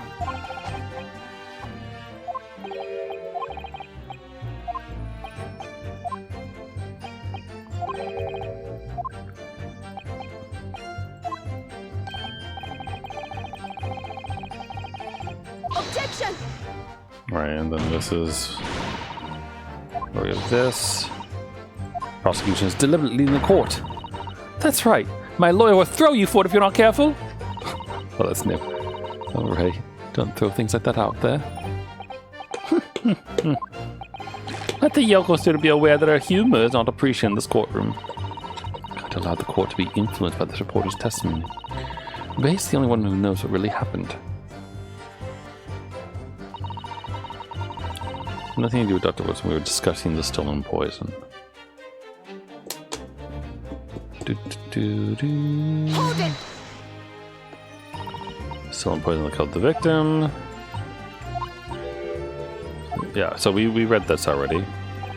But the dude like added formal stuff before, right? Like he amended his formal statement after this when I was pressing the first time. Is that statement still there? Like, did it actually stick around, or?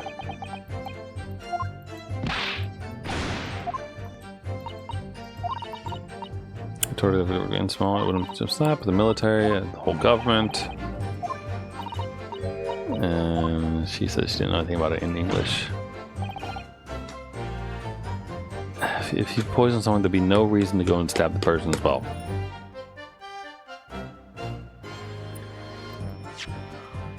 It's got to be on this, right?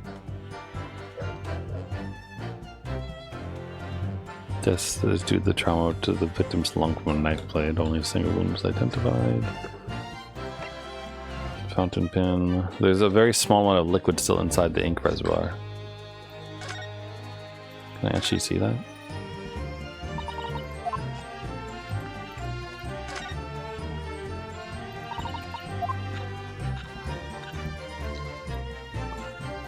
Can I actually see the liquid itself?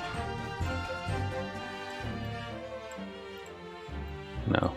My guess is that the poison is inside this. And that's why we have the whole regent thing and such.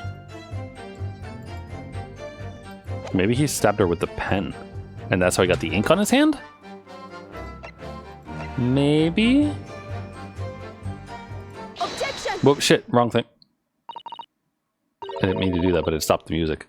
I meant to hit examine, I wanted to read it again. Well, I can think of one reason. What? But before I explain, I'd like you to confirm something for the court. Did you glean all the information for this newspaper article of what you've overheard outside the hut? Of course he did. There's no question of that. After all, when we were in the laboratory together, all we were told is there was a terrible toxin. And there's one more important fact to consider. According to the witness, Menbami-san's verbal attack against the victim began as soon as she entered the hut. In other words, it would have been impossible for her to have slipped the poison to Miss Brett's drink. Well, that's a good point. Where are you going with this, counsel? Menbami-san made it quite clear that he observed every single thing that happened in the beach hut. If the defender had somehow found an opportunity, this man would have seen it. Which means that Miss Brett couldn't have imbibed the poison whilst the defendant was present. In fact, it must have been administered to her before Menbami-san entered the hut. Yes, very articulately put. Unlike the way that I just said articulately. When I walked into the hut, I immediately started to press Miss Brett with the poison. At which point, Menbami-san overheard some worrying information. Worrying information? What worrying information? The information which he subsequently included in his newspaper article.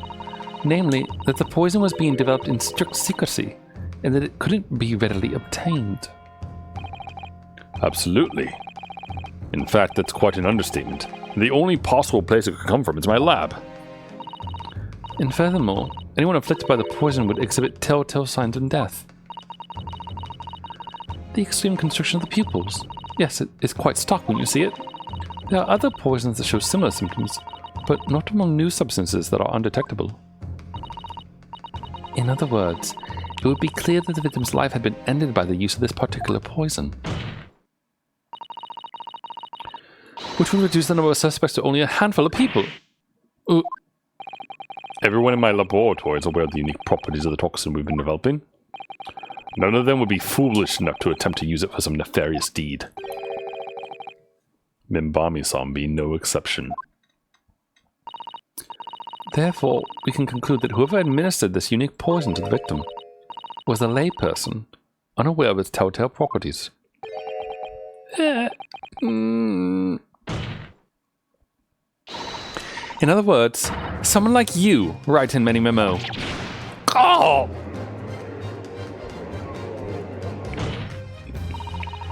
It was you who stole the poison from the laboratory that day, and it was you who administered it to the unwitting victim.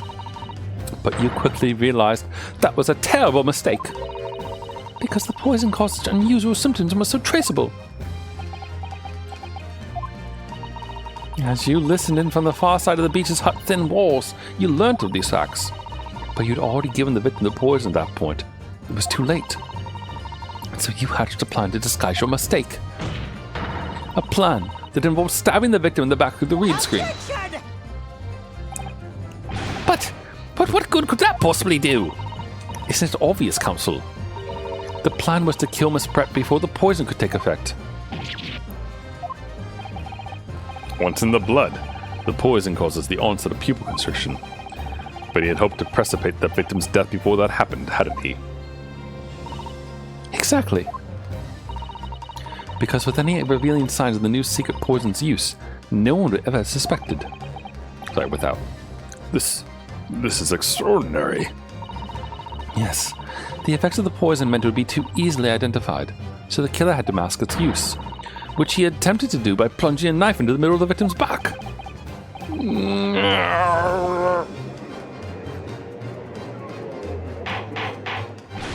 Order! Order! Order! The argument presented is sound.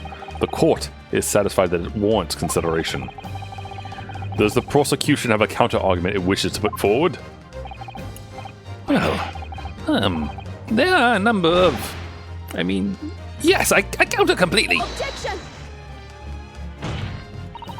The prosecution's evasive response clearly shows that in much the same way as he nurtures the remnants of his top knot, he is clinging to lost hope.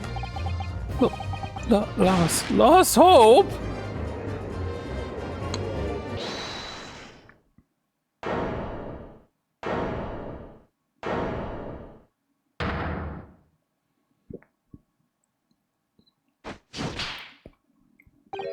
You pathetic, useless fallen samurai.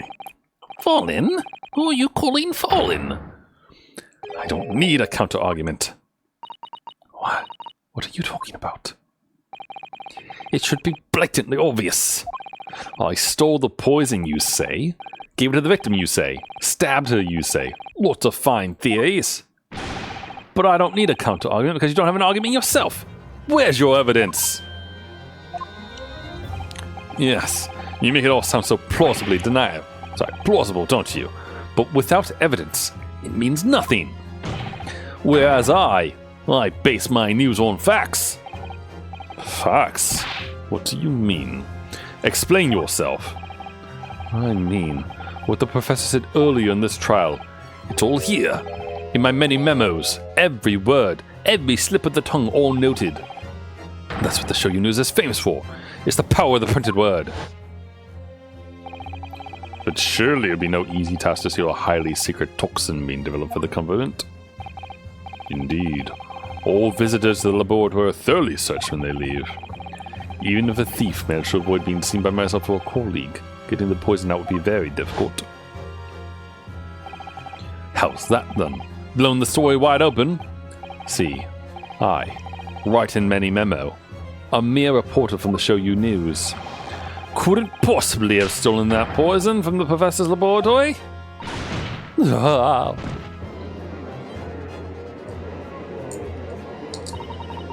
there can't be any question of it. He must have stolen the poison that day. He stole it and used it to kill. And if that's the case... As you've identified, the poison itself is the definite evidence we need. Because whoever stole it from the laboratory that day is the true culprit here.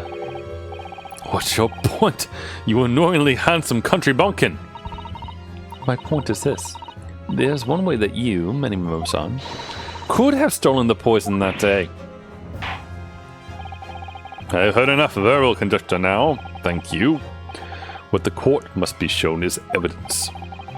What proof do you have that this witness stole the poison on the day in question? This. Oh, I'm so sure of it. I'm not gonna... It's this. The proof, Your Excellency, is this fountain pen. A fountain pen? How can that possibly be relevant? These magical pens somehow seem to have enough ink to write many thousands of kanji characters. I believe they arrived in our country for the first time some 15 years ago now. I swear by a weasel hair calligraphy brush and nothing else. These newfangled pens are a mere fad. Well, as a forward-thinking man of words, obviously I love my fountain pen. Suck up a spoon of sumptuous ink, and one's work is awash with words in the blink of an eye. That's right. Fountain pens have a small reservoir on the barrel, into which ink is sucked up through the nib of the pen in order to write with cider. What does all this talk of sucking up ink have? Oh! And just as it's possible to suck ink up into the reservoir, it's also possible to eject it through the nib again, of course. My word. Can this really be? Well, Many-Memo-san? When you swallowed the deadly poison before your eyes in the laboratory that day, you used your fountain pen, your very lifeblood, to steal some of it, didn't you? By siphoning the poison up through the nib and into the pen's reservoir. Oh! Objection! More absurdity! That never happened! 2. We've heard that there were procedures in place to prevent thefts like this from the laboratory. But would anyone have thought to look inside a fountain pen of all places? No. A little ashamed to say. For fear of offending our guests, such a detailed search would not have been conducted. Well, this is quite startling, I must say. I remind the court that this pen was found in the clutches of the victim when she died. In other words, it was dropped at the scene by Many-Memo-san. So the crucial question is, when exactly was the pen dropped? Oh, are you suggesting? The natural conclusion is that in your haste to act whilst the victim was distracted for a moment, you dropped the pen after you emptied the poison from it into her glass. Objection! There could be any number of alternative explanations. For example, the witness could have been using his pen to write down details of his conversation with the victim. And when shocked by one of her outrageous answers, the pen fell from his quivering hand. Objection! No, that can't be. If it was, how do you explain why the pen was devoid of ink? What? As you can see for yourself if you examine the evidence, there would appear to be no ink present in the reservoir. What newspaper reporter goes to interview someone with nothing in his pen? No, the pen was dropped after the poison that filled its reservoir had been emptied into the victim's glass. Witness! What do you have to say in your defense?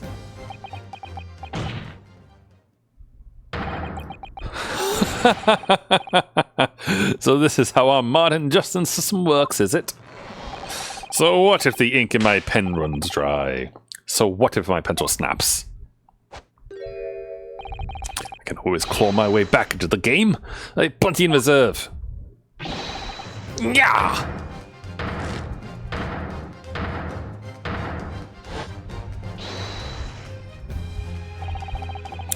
You claim I sucked the poison up into my pen?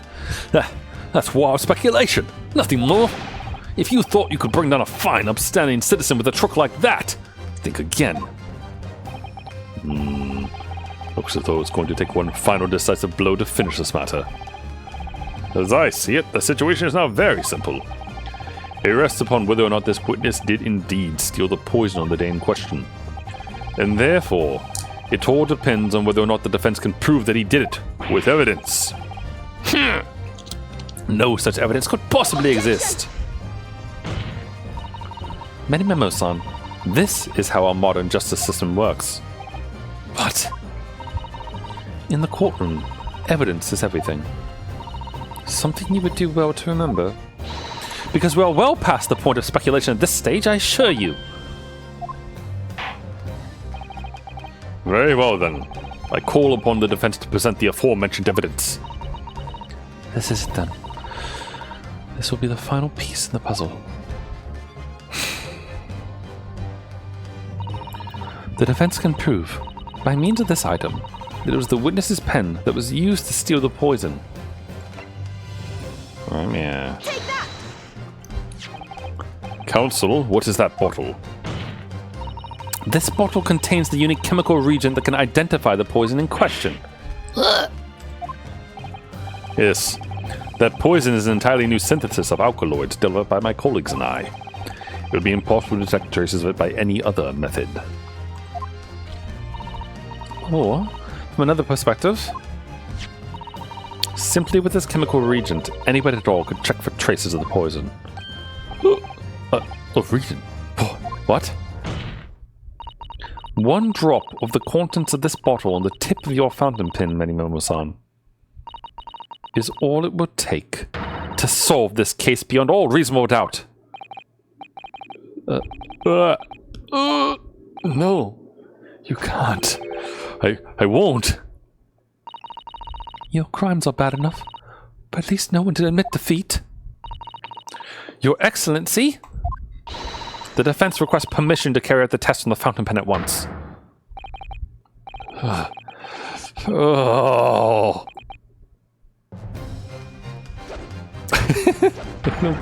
This isn't my fault.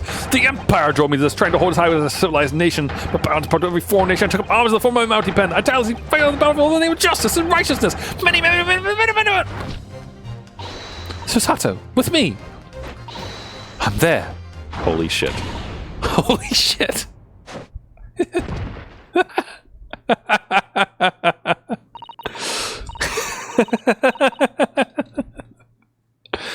Did I do it right? That was a Susato takedown, wasn't it? Not quite. That was a Ryutaro takedown.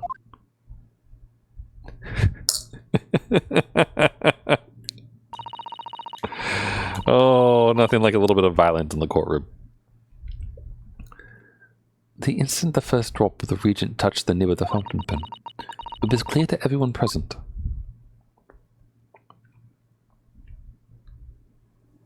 Oh, he looks a little worse for wear now, doesn't he? When I saw it there in the lab, the poison, I just... The devil got a hold of me, and I decided to do it on a whim. I excused myself and emptied all the ink down the sink of the bathroom, washing the reservoir carefully. And then you waited for an opportunity to suck up some of the poison, didn't you? Into your fountain pen. Yes, that's right. Answer me one thing, Menimomo-san. Why did you steal it? For what purpose? Isn't it obvious? To find out what it was made of, and expose it in an article. I mean, it was a secret project after all. Too juicy for a journal like me to pass up. Then why did the Englishwoman end up dead?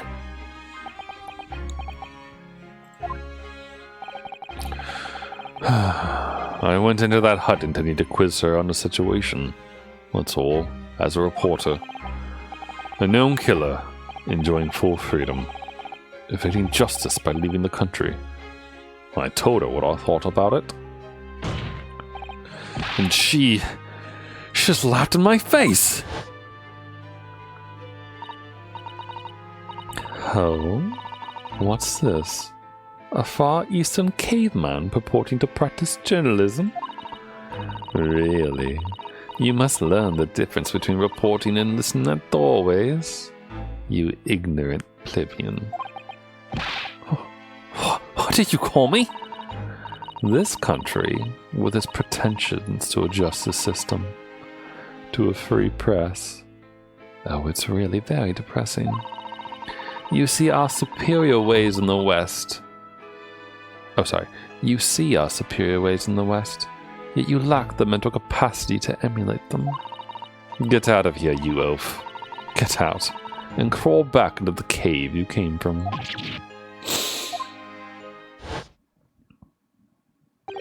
That's when I remembered. About the deadly poison I happened to have in my pen at the time. What a terrible tale. In my head, I knew I should just get out of there as quickly as possible, but I couldn't. I couldn't let her get away with what she'd done, when she clearly had no remorse at all. I suppose it was my journal spirit getting all fired up.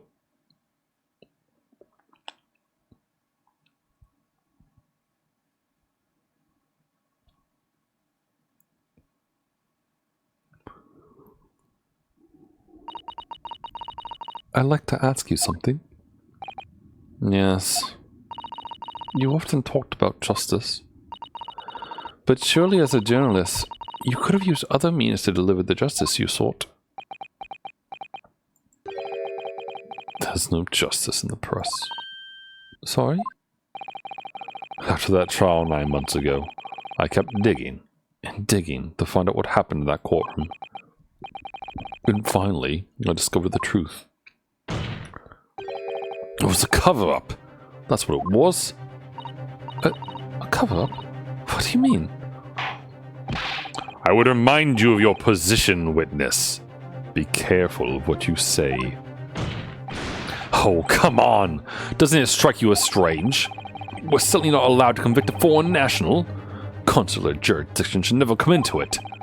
And yet that puffed-up Englishwoman was going to sail away into the sunset. A free woman. And the only possible explanation is that, behind the scenes, some deal had gone down between Britain and Japan. What sort of deal? I'd done my research, dug up all the dirt. It was all ready to be published. But you know what happened. The editor just tore the article up. He came under pressure from the government, you mean? If our government is going to let criminals walk free, if they're going to crush the free press, then what choice do I have but to see that justice done myself? Let's not forget, Menimo-san, that you committed murder yourself, and you tried to lay the blame at the defendant's door. I'm sorry, but you're no better than Giselle Brett. What? The truth is, you have no right to talk about justice at all. I suppose.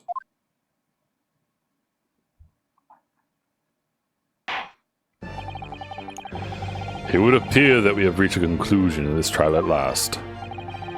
Counsel for the defense, Ryutaro Naruhodo.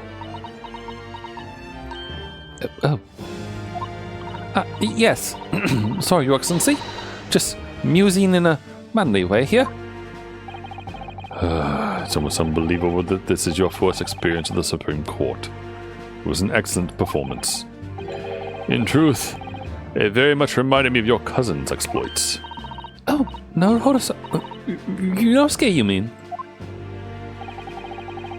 The way he handled the trial 9 months ago, and the way you handled this one, it gives me hope that we are genuinely entering a new era of justice in this land. That's very flattering, Your Excellency. Hearing the defense you put forward today made me feel most keenly that the future of our justice system will be forged by you and your contemporaries. Thank you. So, Prosecutor Auchi, do you have any final thoughts? Is that the... What is that in front of him? Prosecutor Auchi. Hi. Oh, it's a seppuku knife. No!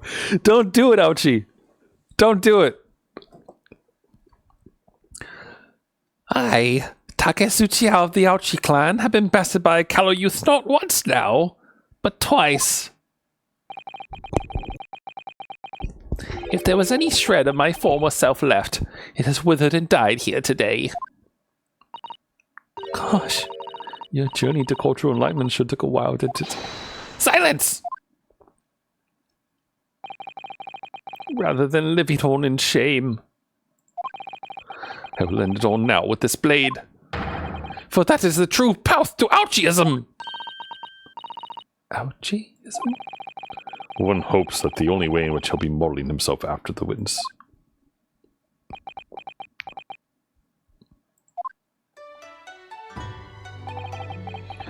Sprig of my top knot, the time is right for farewell. Hope is lost forever. Takesuchi. Is that a haiku? 5, 7, 5. Yeah, it's a haiku.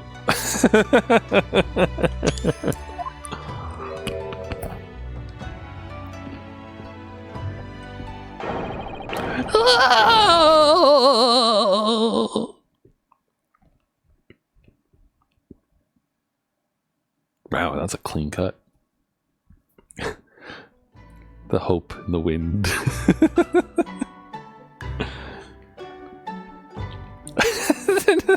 She's praying for it. Oh, that's good.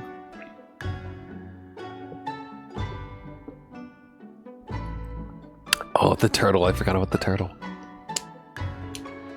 Oh, poor Ouchie.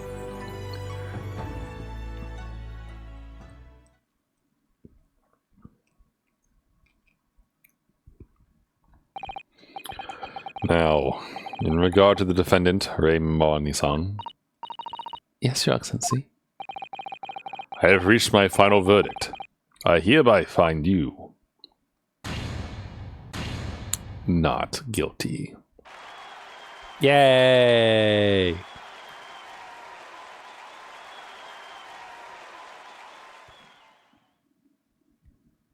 Excellent. Court is adjourned. Woohoo! Yeah.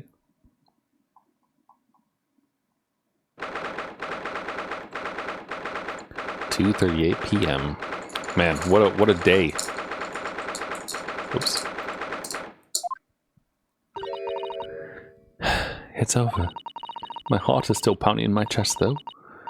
It's all I can do to just stay standing. Lawyers have such great responsibility, such a great burden to bear. Don't they, Naruhodo-san?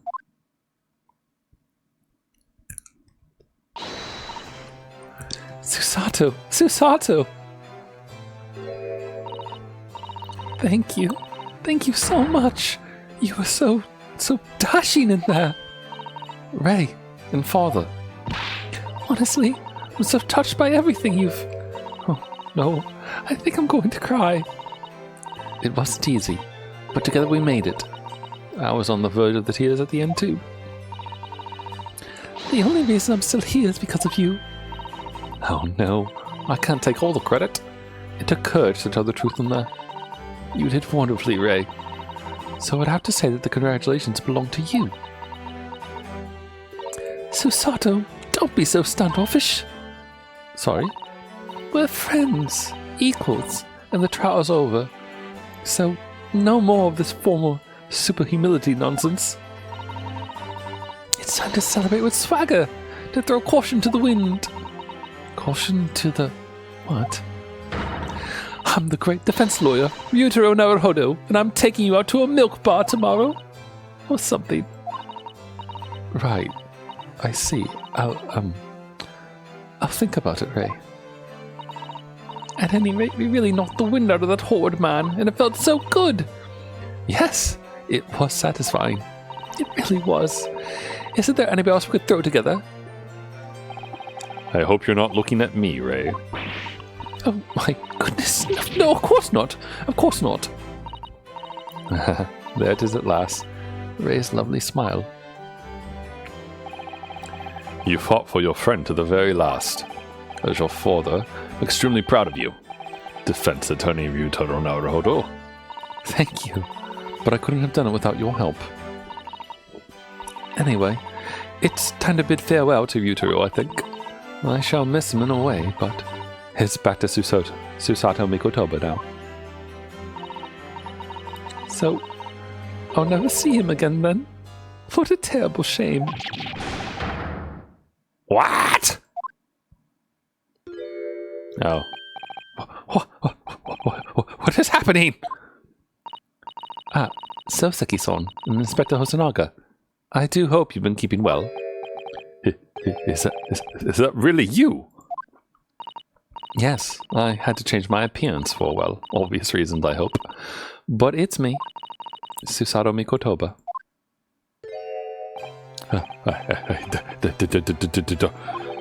So dashing, so divine. No! I'm doubly dashing, yes, and devilishly divine. Just look at you. I had no idea, Miss Susato-san Esquires, that you were locum student Naruhodo-san's Esquire's cousin. Astounding Ace Attorney! There it is. There's the name of the game. Poor Soseki-san. So confused.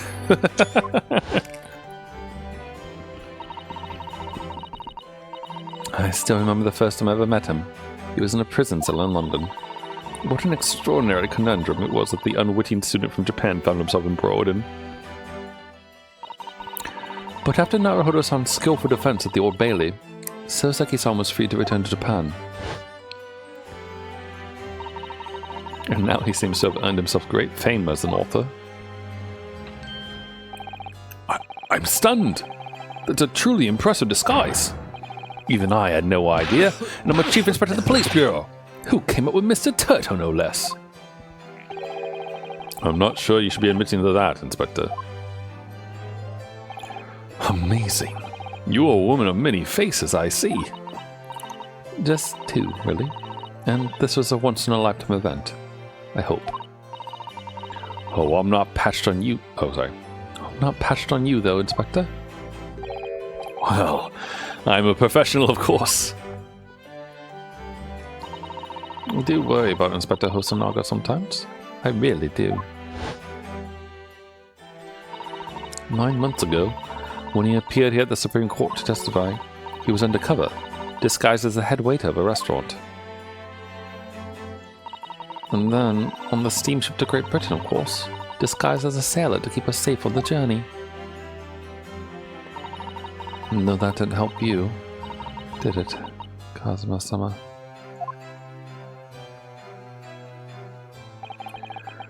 From my perspective, I have to admit that I have mixed feelings about all this. I mean, now that the truth has been lost forever. What do you mean? I'm talking about the murder that the Englishwoman committed at the end of last year. Ah, yes. It was an English doctor she killed, as I understand it. Dr. John H. Wilson, yes. The man I invited to Japan personally. The mystery is, why did she kill him? And now that the culprit herself is dead, we'll probably never know the answer. On the voyage to Great Britain, we had a most unexpected encounter with Mr. Herlock Sholmes, the great detective, I mean. Yes, I remember Mr. Sholmes well, of course. Ah, my arch nemesis. How lightly you utter his name. Well, according to the stories published about him in the Adventures of Herlock Sholmes, the detective once had a partner who helped him solve crimes, a best friend. And that man was an exceptional doctor of medicine by the name of John H. Wilson. What? Dr. John H. Wilson? I just can't believe that it's a coincidence. I think that the English doctor of medicine killed here in Japan 9 months ago must have been the friend and partner, Mr. Sholmes. And if that's really true, then the poor girl won't ever see her beloved father again.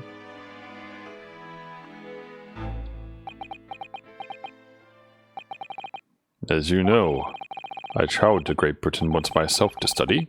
It was around the time you were born. Yes, grandmother told me about it. On returning to Japan, I took up my professorship at the Imperial Yume University. But I also serve another role, as an advisor to the government on diplomatic affairs. Yes, I was aware of that as well.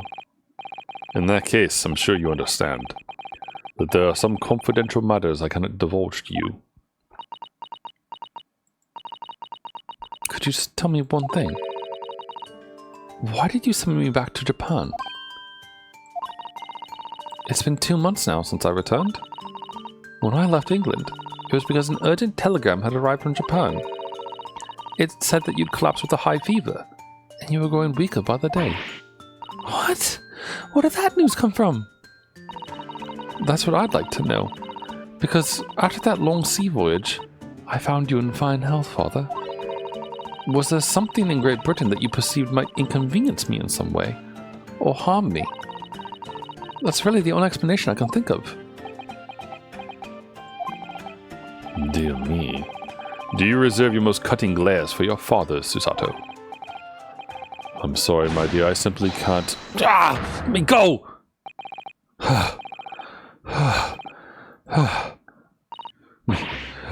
Many memos on. So, One throw wasn't enough for you. I've got one last thing to say before they take me away, Professor. Me? I know the truth. I know you had a hand in what went on. In that visiting student's fate. Visiting student? Giselle Brett, you mean? No, not her. The student of law who left for Great Britain 8 months ago. What? Student of law? He must mean Cosmo-sama. What are you talking about? What does any of this have to do with Cosmo-sama? Nobody here in Japan knows about it. They don't know that the guy never made it to England, that he died on that steamship, and that he'll never... Whoa! Oh, shit. The judge takedown. Holy shit. Holy shit. Dude, we're actually seeing the judge outside of the courtroom for once. Wow. Well, I didn't expect to find him in here. What were you officers playing at? Terribly sorry, Your Excellency.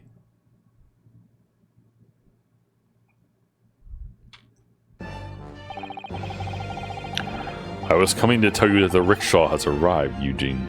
It's a good job I came by. Yes. Thank you for dealing with him. And I'll be there shortly. Oh, Your Excellency. The trial's over. I'm not Your Excellency anymore. Merely your father's friend, Seishiro Jikoku. Oh, we actually finally know the judge's name. I'm going to take a screenshot of that so I can refer to it. And may I say that since I saw you last, you seem to have taken on a more, dashing appearance, Susato. Did you know all along? From the start of the trial. A judge sees everything, Susato. I couldn't let you take the risk. If Seishiro here hadn't known, then he'd recognized you. So I had a word in his ear beforehand, as an old friend. So, Seishiro, shall we? Yes. Having ruled on that case, we now have various diplomatic issues to address. Before you go, Father. Sorry, my dear. We shall have to return to our earlier conversation at a later date. But well done again, both of you. You did admirably. Oh, thank you very much. What did you think of my Seishiro sling, eh? Been a while since I sent a man flying like that. Ha ha ha ha! Man, they love judo. Whatever could Father be hiding from me? About Giselle Brett? About Dr. Wilson? And now it seems, according to the reporter, about Cosmo-sama. I'm going to have to bring this up with Father sometime, when nobody else is around. Judicial Assistant Miko Toba-san Esquires, could I have a word? Oh, yes, of course, Soseki-san. What is it? I think perhaps, it could be fate that we're meeting again like this now. You see, there's something I need to tell you. Oh? I believe that it may be related to the reason why your father summoned you back from England. This I have to hear. Please, Soseki-san, tell me at once. I will! As you know, my time in England was terrible. Cursed, I have no doubt. Such awful things I was embroiled in. Thank goodness locum student Naruhodo-san Esquire stepped in. After he secured my freedom, I couldn't wait to get on a ship back here to my homeland. Having arrived in Japan, I submitted a report about my experience to the Ministry of Foreign Affairs. The next thing I knew, I had a visitor. It was your father, Professor Mikotoba. He wanted to ask me all sorts of things about my report. My father? He seemed to be especially taken with a particular part of the report. Anyway, he left eventually, having thoroughly quizzed me.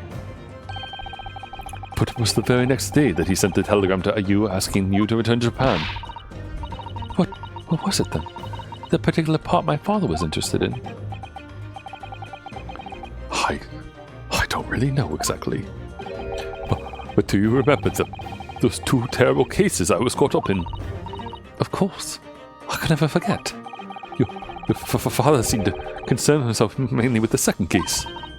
The second one? You mean the one Mr. Sholmes forbade any of us to talk about in public?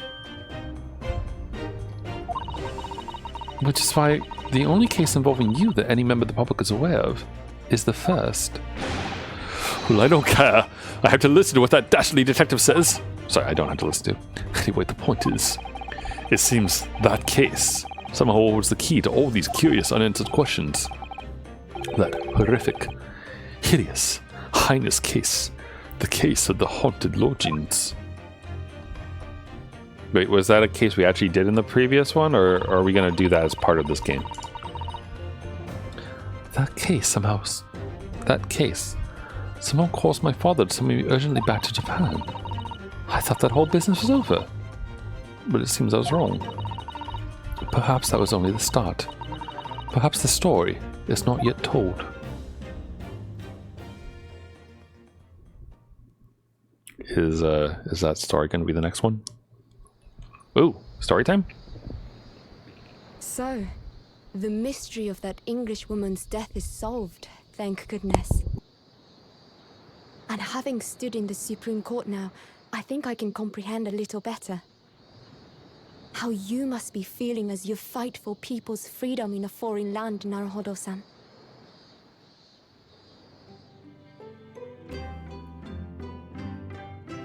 But actually, I'm writing to you today because of another matter. I met Soseki-san and we talked about that second case he was involved in. Father has said nothing to me, but I feel certain of it. That case holds the key to some great unsolved mystery. My notes on the case should still be in the office, tucked away at the back of the shelves on the left. Perhaps you might like to look over them again. Today, for the first time this year, it feels as though summer has arrived. The sky is a brilliant blue. It makes me long to see you again. Yours, Susato. Aww. Okay, so like, the previous game's implication was that Susato was in love with Cosmo, but like, come on. Come on. You guys think that she's in love with Ryunosuke now? Or do you think it's just friendship? Because I don't know. I like the romance angle. The memoirs of the clouded Kokoro.